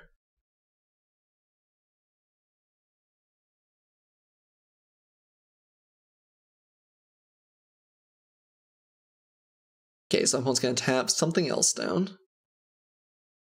And swing. How much do we care about a Sapperling? There's some slight upside in our deck. Maybe we just take one. I don't know if we care that much. So that Zeppeling's just dead. It's gonna be bounced by Time of Ice come next turn. Oh wow, another Sergeant at Arms. Okay, that's a little bit scary. Vicious Offering. So I guess we can kick the Saproling. That's gonna get bounced back anyway. Okay, mill 3. Don't care too much about any of those. And yeah, that's just gonna bounce something next turn. So in response to the trigger, I guess we should kill off a Sergeant at Arms. I guess we might as well just do it now, right? We'll kill that off. Oops. I gotta make sure I do it with kicker. Choose a creature. Sacrifice that creature. Yeah, I have to be careful with that card since I think you'll pay the mana cost before you realize that the kicking is happening or not.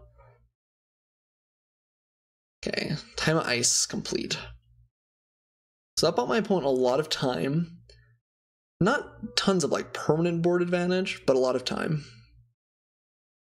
Yeah, so we'll just take 2, that's fine. Okay, no play. So that probably means they have Syncopate. Let's swing with our Acolyte. See if we can't convince them to cast something. Okay, Seal Away instead. Fair enough. And now we've got 2 extra mana, so Syncopate still wrecks us, but I think Syncopate's just going to get us kind of whenever we cast it. I think that's what they got, though. Oh, Wizard Retort. Okay, well, doesn't matter then. Okay, well, we are out of action. Interesting. So now my opponent's got 5 unblockable creatures? Uh-oh.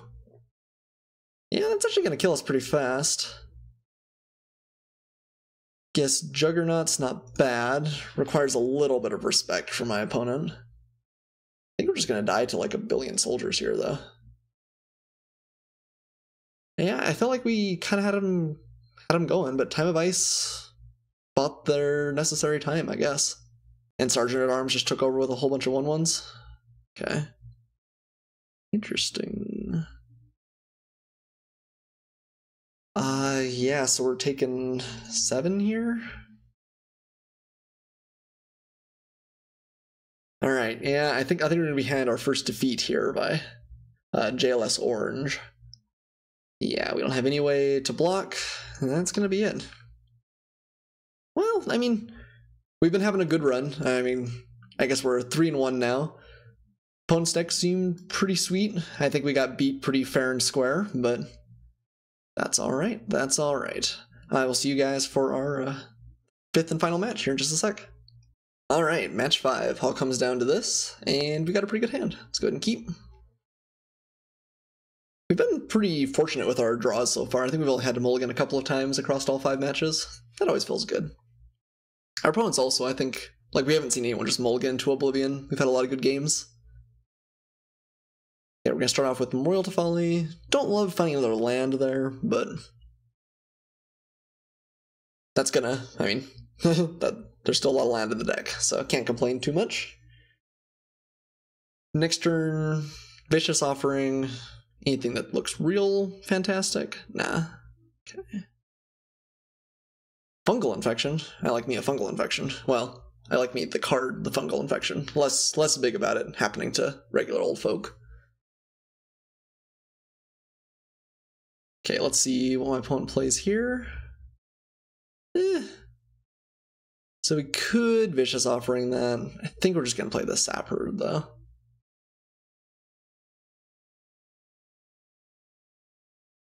And then maybe in a later turn, we'd cast Fungal Infection on the resulting Saproling and turn it into our Saproling. That might be like a very common use case for this card.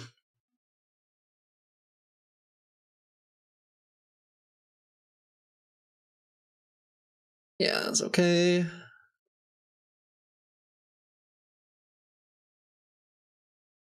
It's kind of appropriate that these cards are sort of the same. Ooh, they have a Fungal Infection of their own. Genius. Alright, alright. but the black one dies to create one, and the green one gives you one up front. Ooh, lots of Thalids. Vicious Offspring? I wonder if we... I don't know. Let's see what we draw, I guess. No point thinking about it before the draw, really. In Llanowar Elves, not fantastic. Question is, I guess, if we get Icy Manipulator down or not. Because we could Vicious Offspring / Fungal Infection. Yeah, that may actually just be best. I think we might need to increase our tempo just a little bit here. In which case, I guess playing Llanowar Elves is perfectly reasonable. Okay, and we will pass back. Opponent goes to attacks. Coming in with a force. Let's go ahead and block something like this. Use a fungal infection of my own. Then if my opponent has like a trick or something, we get Vicious Offering. I guess we're just gonna Vicious Offering this guy too then. Kind of hard to tell who came out ahead between all of these different creature interactions, but I guess my opponent did a little bit, probably. We'll take Servant. I guess they got to draw a card too. We had the tempo play. Might be kind of potato. Okay, let's play our Icy Manipulator. And you know it's going to be a good game when the best card Icy Manipulator can tap down is your opponent's Voltaic Servant.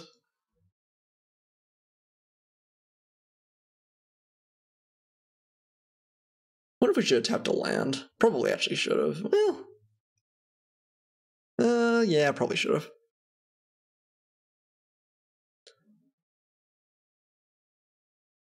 Do we care about the elf? Yeah, we still have some top end stuff that we could draw. Ooh, Artificer's Assistant. Not sure I'm in love with that, especially given my opponent's... Oh, that's really weird. Yeah, there's true 3 colors here? Thought they were just all in on the Thalids. Well, I guess let's sack Memorial, get back the Sapherd. Wait, is that instant speed? That might be. Oh yeah, I could have just waited. Oh well. I don't think it's actually going to matter here, but I could have waited.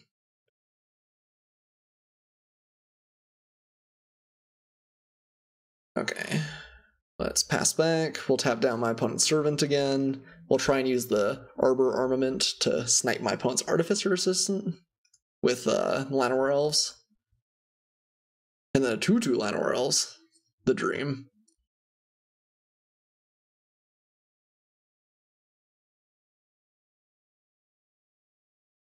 Uh-oh. No, not Fungal Rat. Not Fungal Infection. Or wait, Cast Down? Oh. That's like a legitimate removal spell. I mean, that's good for my opponent. Still 2 for 1, but it was 2 kind of low impact cards for 1 very good card for my opponent. That's maybe not that bad. You'll notice my opponent is not doing the friendly thing and untapping our Icy Manipulator. Obviously, that would be the correct play. Sure, let's cast Run, actually. Well, they might have counter magic. I guess the Sapherd blocks about as well. On the other hand, are they ever not going to have counter magic? I don't know if keeping up Icy Manipulator matters all that much. Run, the lonely and soon-to-be chump blocked. But, I mean, cards like this that don't have trample, you're kind of like, oh, you know, they don't actually kill your opponent that fast, but this is a 6-mana Abyss that eventually just wins you the game, so I think there are worse things than that. We will definitely take 1 from our assistant here. Confessor. Ooh, that's a good card. Ooh, nice. We have Saproling Migration, though. Could just play Sapherd, or we could just leave up Manipulator. Okay, well, we're going to swing with Grunt regardless. I would think my opponent's probably going to block with the Saproling as well. Yeah. I think I'm actually going to play the Shepherd and just tap down the Confessor. And maybe we just kind of hope we draw a land next turn. This card's dangerous, though. 3/3 Menace is not to be trifled with.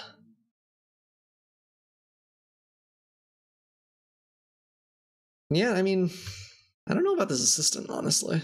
Like, it feels weird that's what you'd splash for. On the other hand, it's kind of feeling like they're splashing for it. Ooh. So we're a land away from that still, and we did throw away our Lana Royals and Memorial to Folly. Kind of frivolously, so maybe we can't complain too much about that. Okay, this is still gonna get chump blocked, I have to imagine. Phantasm's annoying.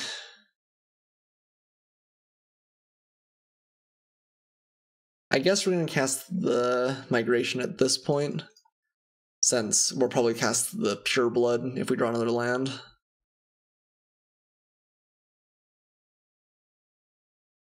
And then we can still like triple block the Confessor or something.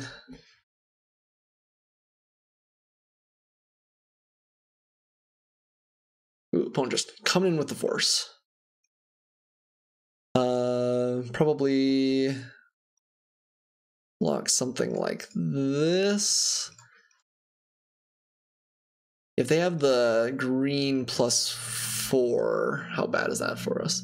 I wonder if they're actually black-blue and splashing something green. I actually kind of just think we want to do that. We go down to 5 if we block like that. Maybe we can't play around a trick. We could like triple block and multi-block over there. It also kind of cuts down on the potential things my opponent could have in the future. They have like, well, no, they can't have charge. Okay, I guess we're just trading, which is fine by me. Deep freeze? No. Grun, you're so scary. Okay. It's kind of fun art. I actually hadn't seen it yet. I knew it existed. Ooh, okay. Cast down. I guess we're just gonna start Icy Manipulating my opponent's assistant. And so just hoping to get our 4/4 Dirt Vampire at some point.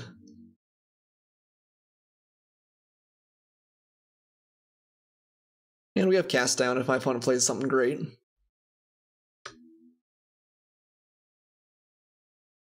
Nope, nothing yet. We are in Dirtle territory. Yeah, we'll cast Dark Bargain. Well, alright then. Grab some lands. Let's cast our Void here. We'll scry away any land. I think that counts as a land. And now have Icy Manipulator plus cast down up. Ooh, Blood Tallow Candle. That's unfortunate. So the problem with that is now Karazov doesn't necessarily survive. Maybe we should have kept it, because then we could have went and got red immediately. Oh, oops, I even took some extra damage there for no good reason. We could cast down this, and then keep the Icy Manipulator.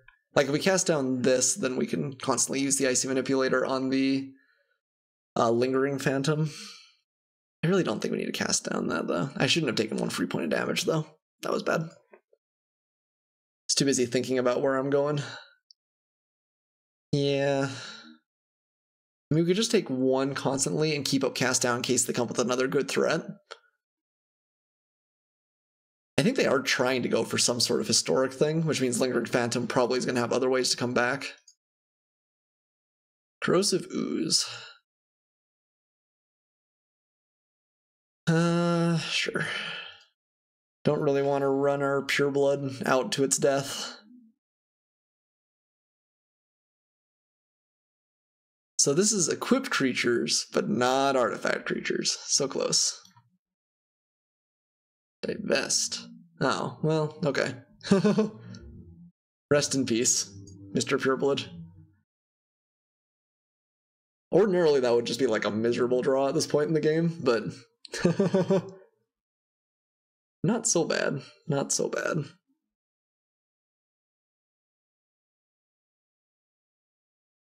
Yeah, let's tap down the Phantom.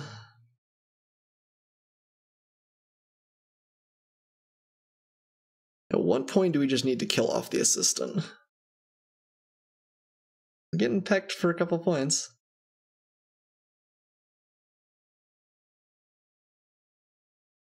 The problem is they just have an onboard kill spell for whatever good thing we find too. Like, obviously we're going to cast Juggernaut, but it's probably just going to get destroyed immediately.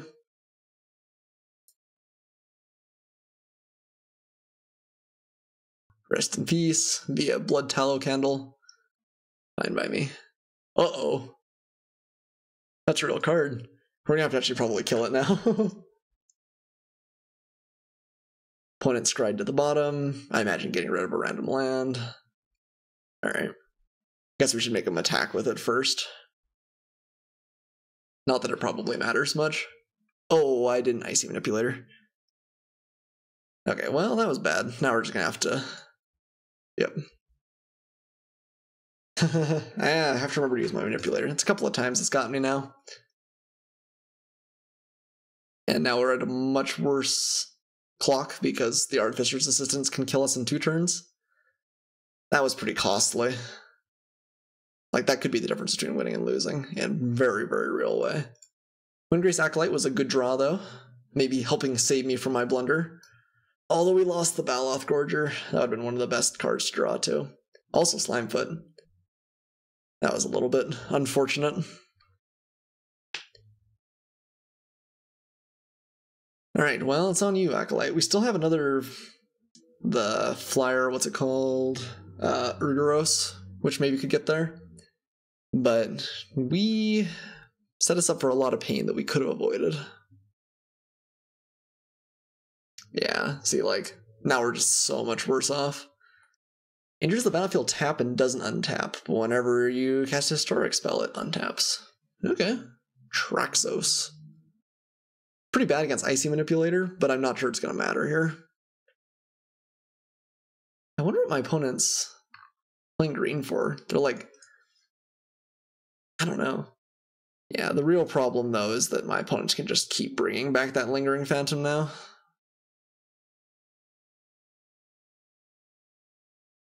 Alright, well, we will swing while we can.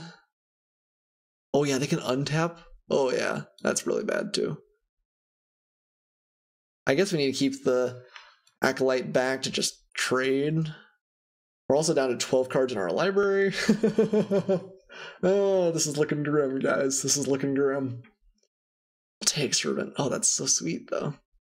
So yeah, we'll have to offer the trade here.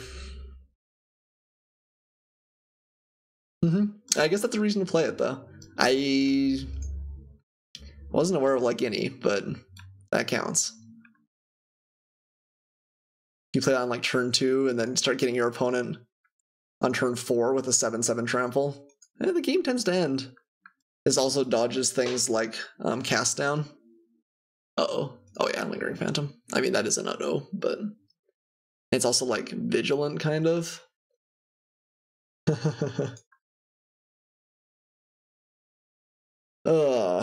I think we could have played this game a lot better. I'm not sure we would have won anyway, but I think we could have played this game a lot better. Yeah, I guess we're just gonna call my opponent like close to mono black artifacts, but with some like random green stuff mixed in. Yeah, I guess if we find like a creature, we'd rather have this to be able to block the Phantom next turn.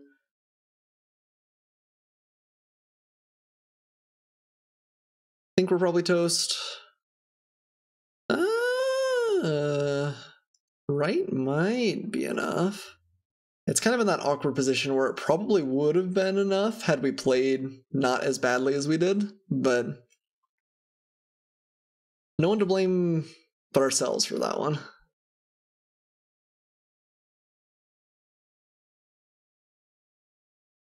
Yeah, I just need to remember to Icy Manipulator. I wonder if it would have been correct. Yeah, maybe we exacerbated the problem by killing the Lingering Phantom immediately. So we took a couple of extra points of damage, but actually probably would have been way better than just keeping the Phantom locked down and killing off the assistant earlier. Yeah, so he actually probably made a mistake, and then because of that made an extra, like made that mistake worse. Gotta be careful about that. Let's block. Let's block. Let's pass. Ooh, Vicious Offering. Okay, opponent just killed off Grun. Alright, well, 2 more 1/1s, also known as chump blockers. Can the 6/6 demon win the day? Probably not. Maybe. Probably not. It's going to be a heck of a game if we get there. I mean, we've drawn close to every card in our deck. Skittering Surveyor doesn't do too much. Doesn't actually swing past Corrosive Ooze. That's one of the few cards that doesn't here. I think we still have another Saproling Explosion card. What's that one? Saproling Migration. Keep tapping down. Traxus.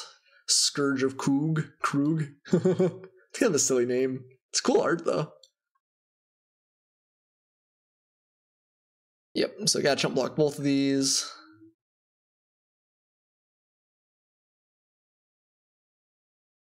I think we realistically do have to find like a migration to really get there. And even then it might not be enough. Oh no, they're milling us.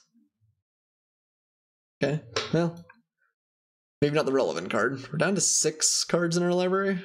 Opponent's drawn 3. Looking grim. I've been saying that for a while though. Okay, Rite of Benzalok. Oh man, another land.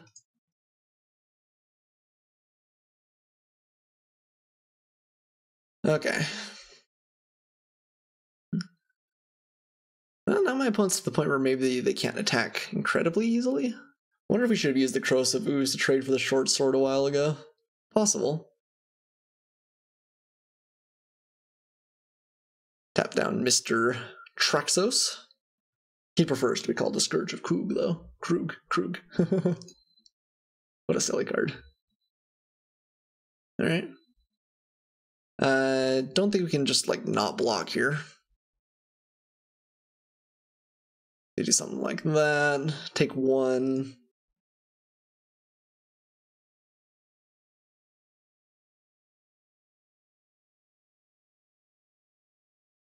Then we only have 1 creature in play. Self-replicator. Again? It's probably just Ed. Maybe we should or maybe we should concede just so that...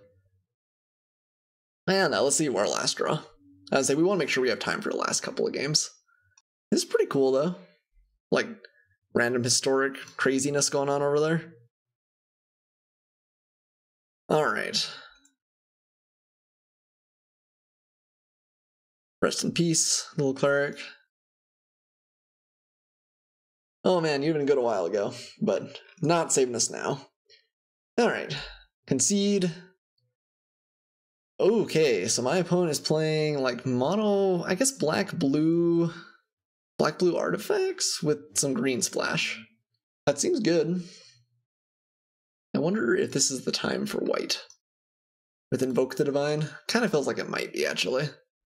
I've been in love with this black-green deck pretty much the whole time, but this is a sideboard card, seems like it might be great against what my opponent's doing. Okay, I think we're just gonna cut the Pureblood. You haven't really impressed me. Like all of those. Blessing I think is okay, given that we've got a bunch of creatures going on. Like, creature beatdown is how we're gonna try and win this game, I guess is what I mean. We could cut one of these guys. Didn't seem like they had tons of answers to dub, actually. I can't remember. It was a long game. Yeah, let's pitch Benzalok, I think. Alright. Black-White rides in our last game. Well, hopefully not last game. Last match. Yeah, I guess we'll keep this. Not in love. Having the Void right off the bat means that maybe we can make sure our draw's good, though. I'm gonna just put that on the bottom and pass. So we do have 2 removal spells for early threats and eventually Urgaros, which might be pretty good. And let's go ahead and pass back. Have Vicious Offering up in case there's anything that really needs answer. Probably not, though, in these early stages of the game. Okay, the Rite of Belzalok is gonna come quick. This is a little bit awkward since I think that our deck is going to be at its best when we have a 2-drop, like 3-drop, since a lot of our power is in our first couple of cards, but we will deal with it. Do we want a Vicious Offering that? Nah, I don't think so.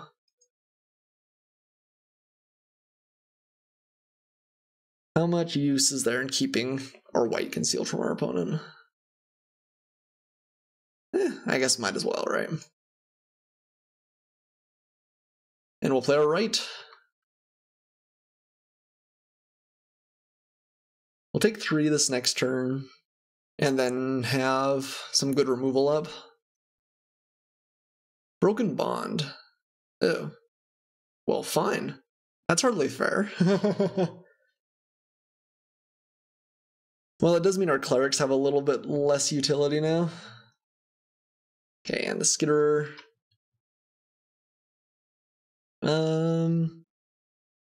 Yeah, I guess we're still just taking it, and that's fine. Okay, so I guess we're probably sealing away the Thallid this turn. It's a nice, clean answer. You can make an argument that we need to keep sealed away for something like later on, more powerful, but I think it's okay.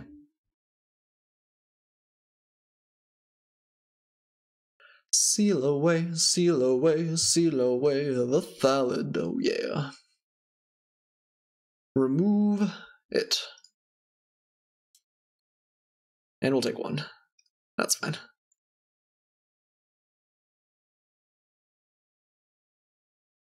Ooh, well, that's one of their own. I think we're just going to kill it actually right now.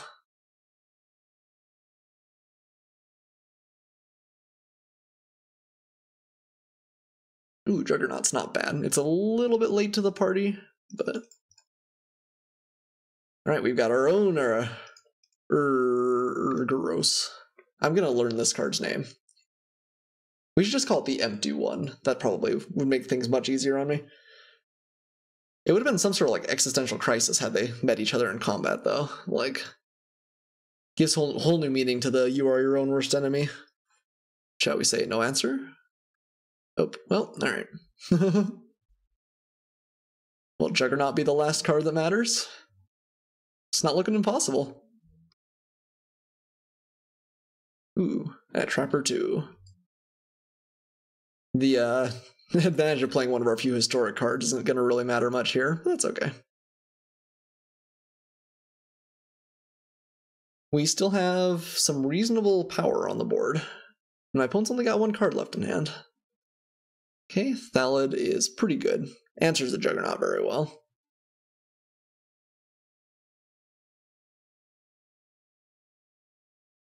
Love to get like a random historic card here. That actually counts.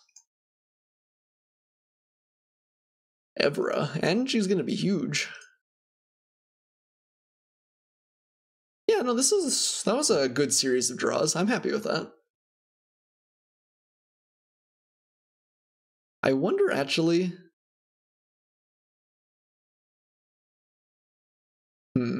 Yeah, I wonder if actually we should have swung and offered the trade, since having this live on the battlefield is such a big deal.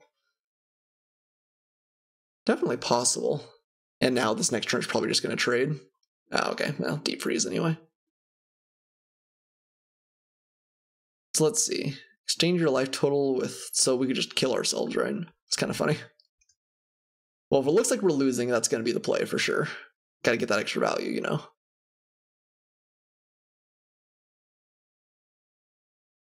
Okay, opponent is out of cards.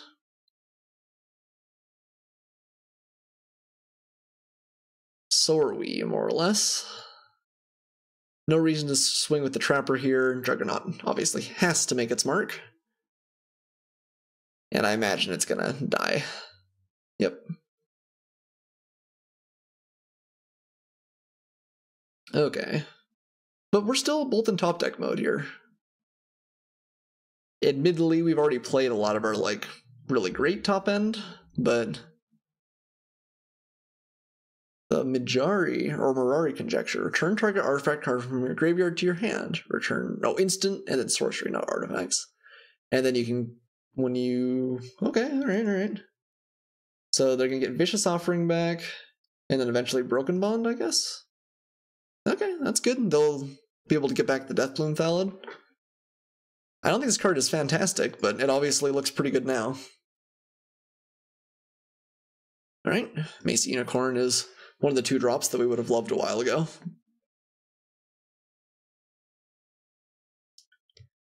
Okay. And now they'll return Broken Bond.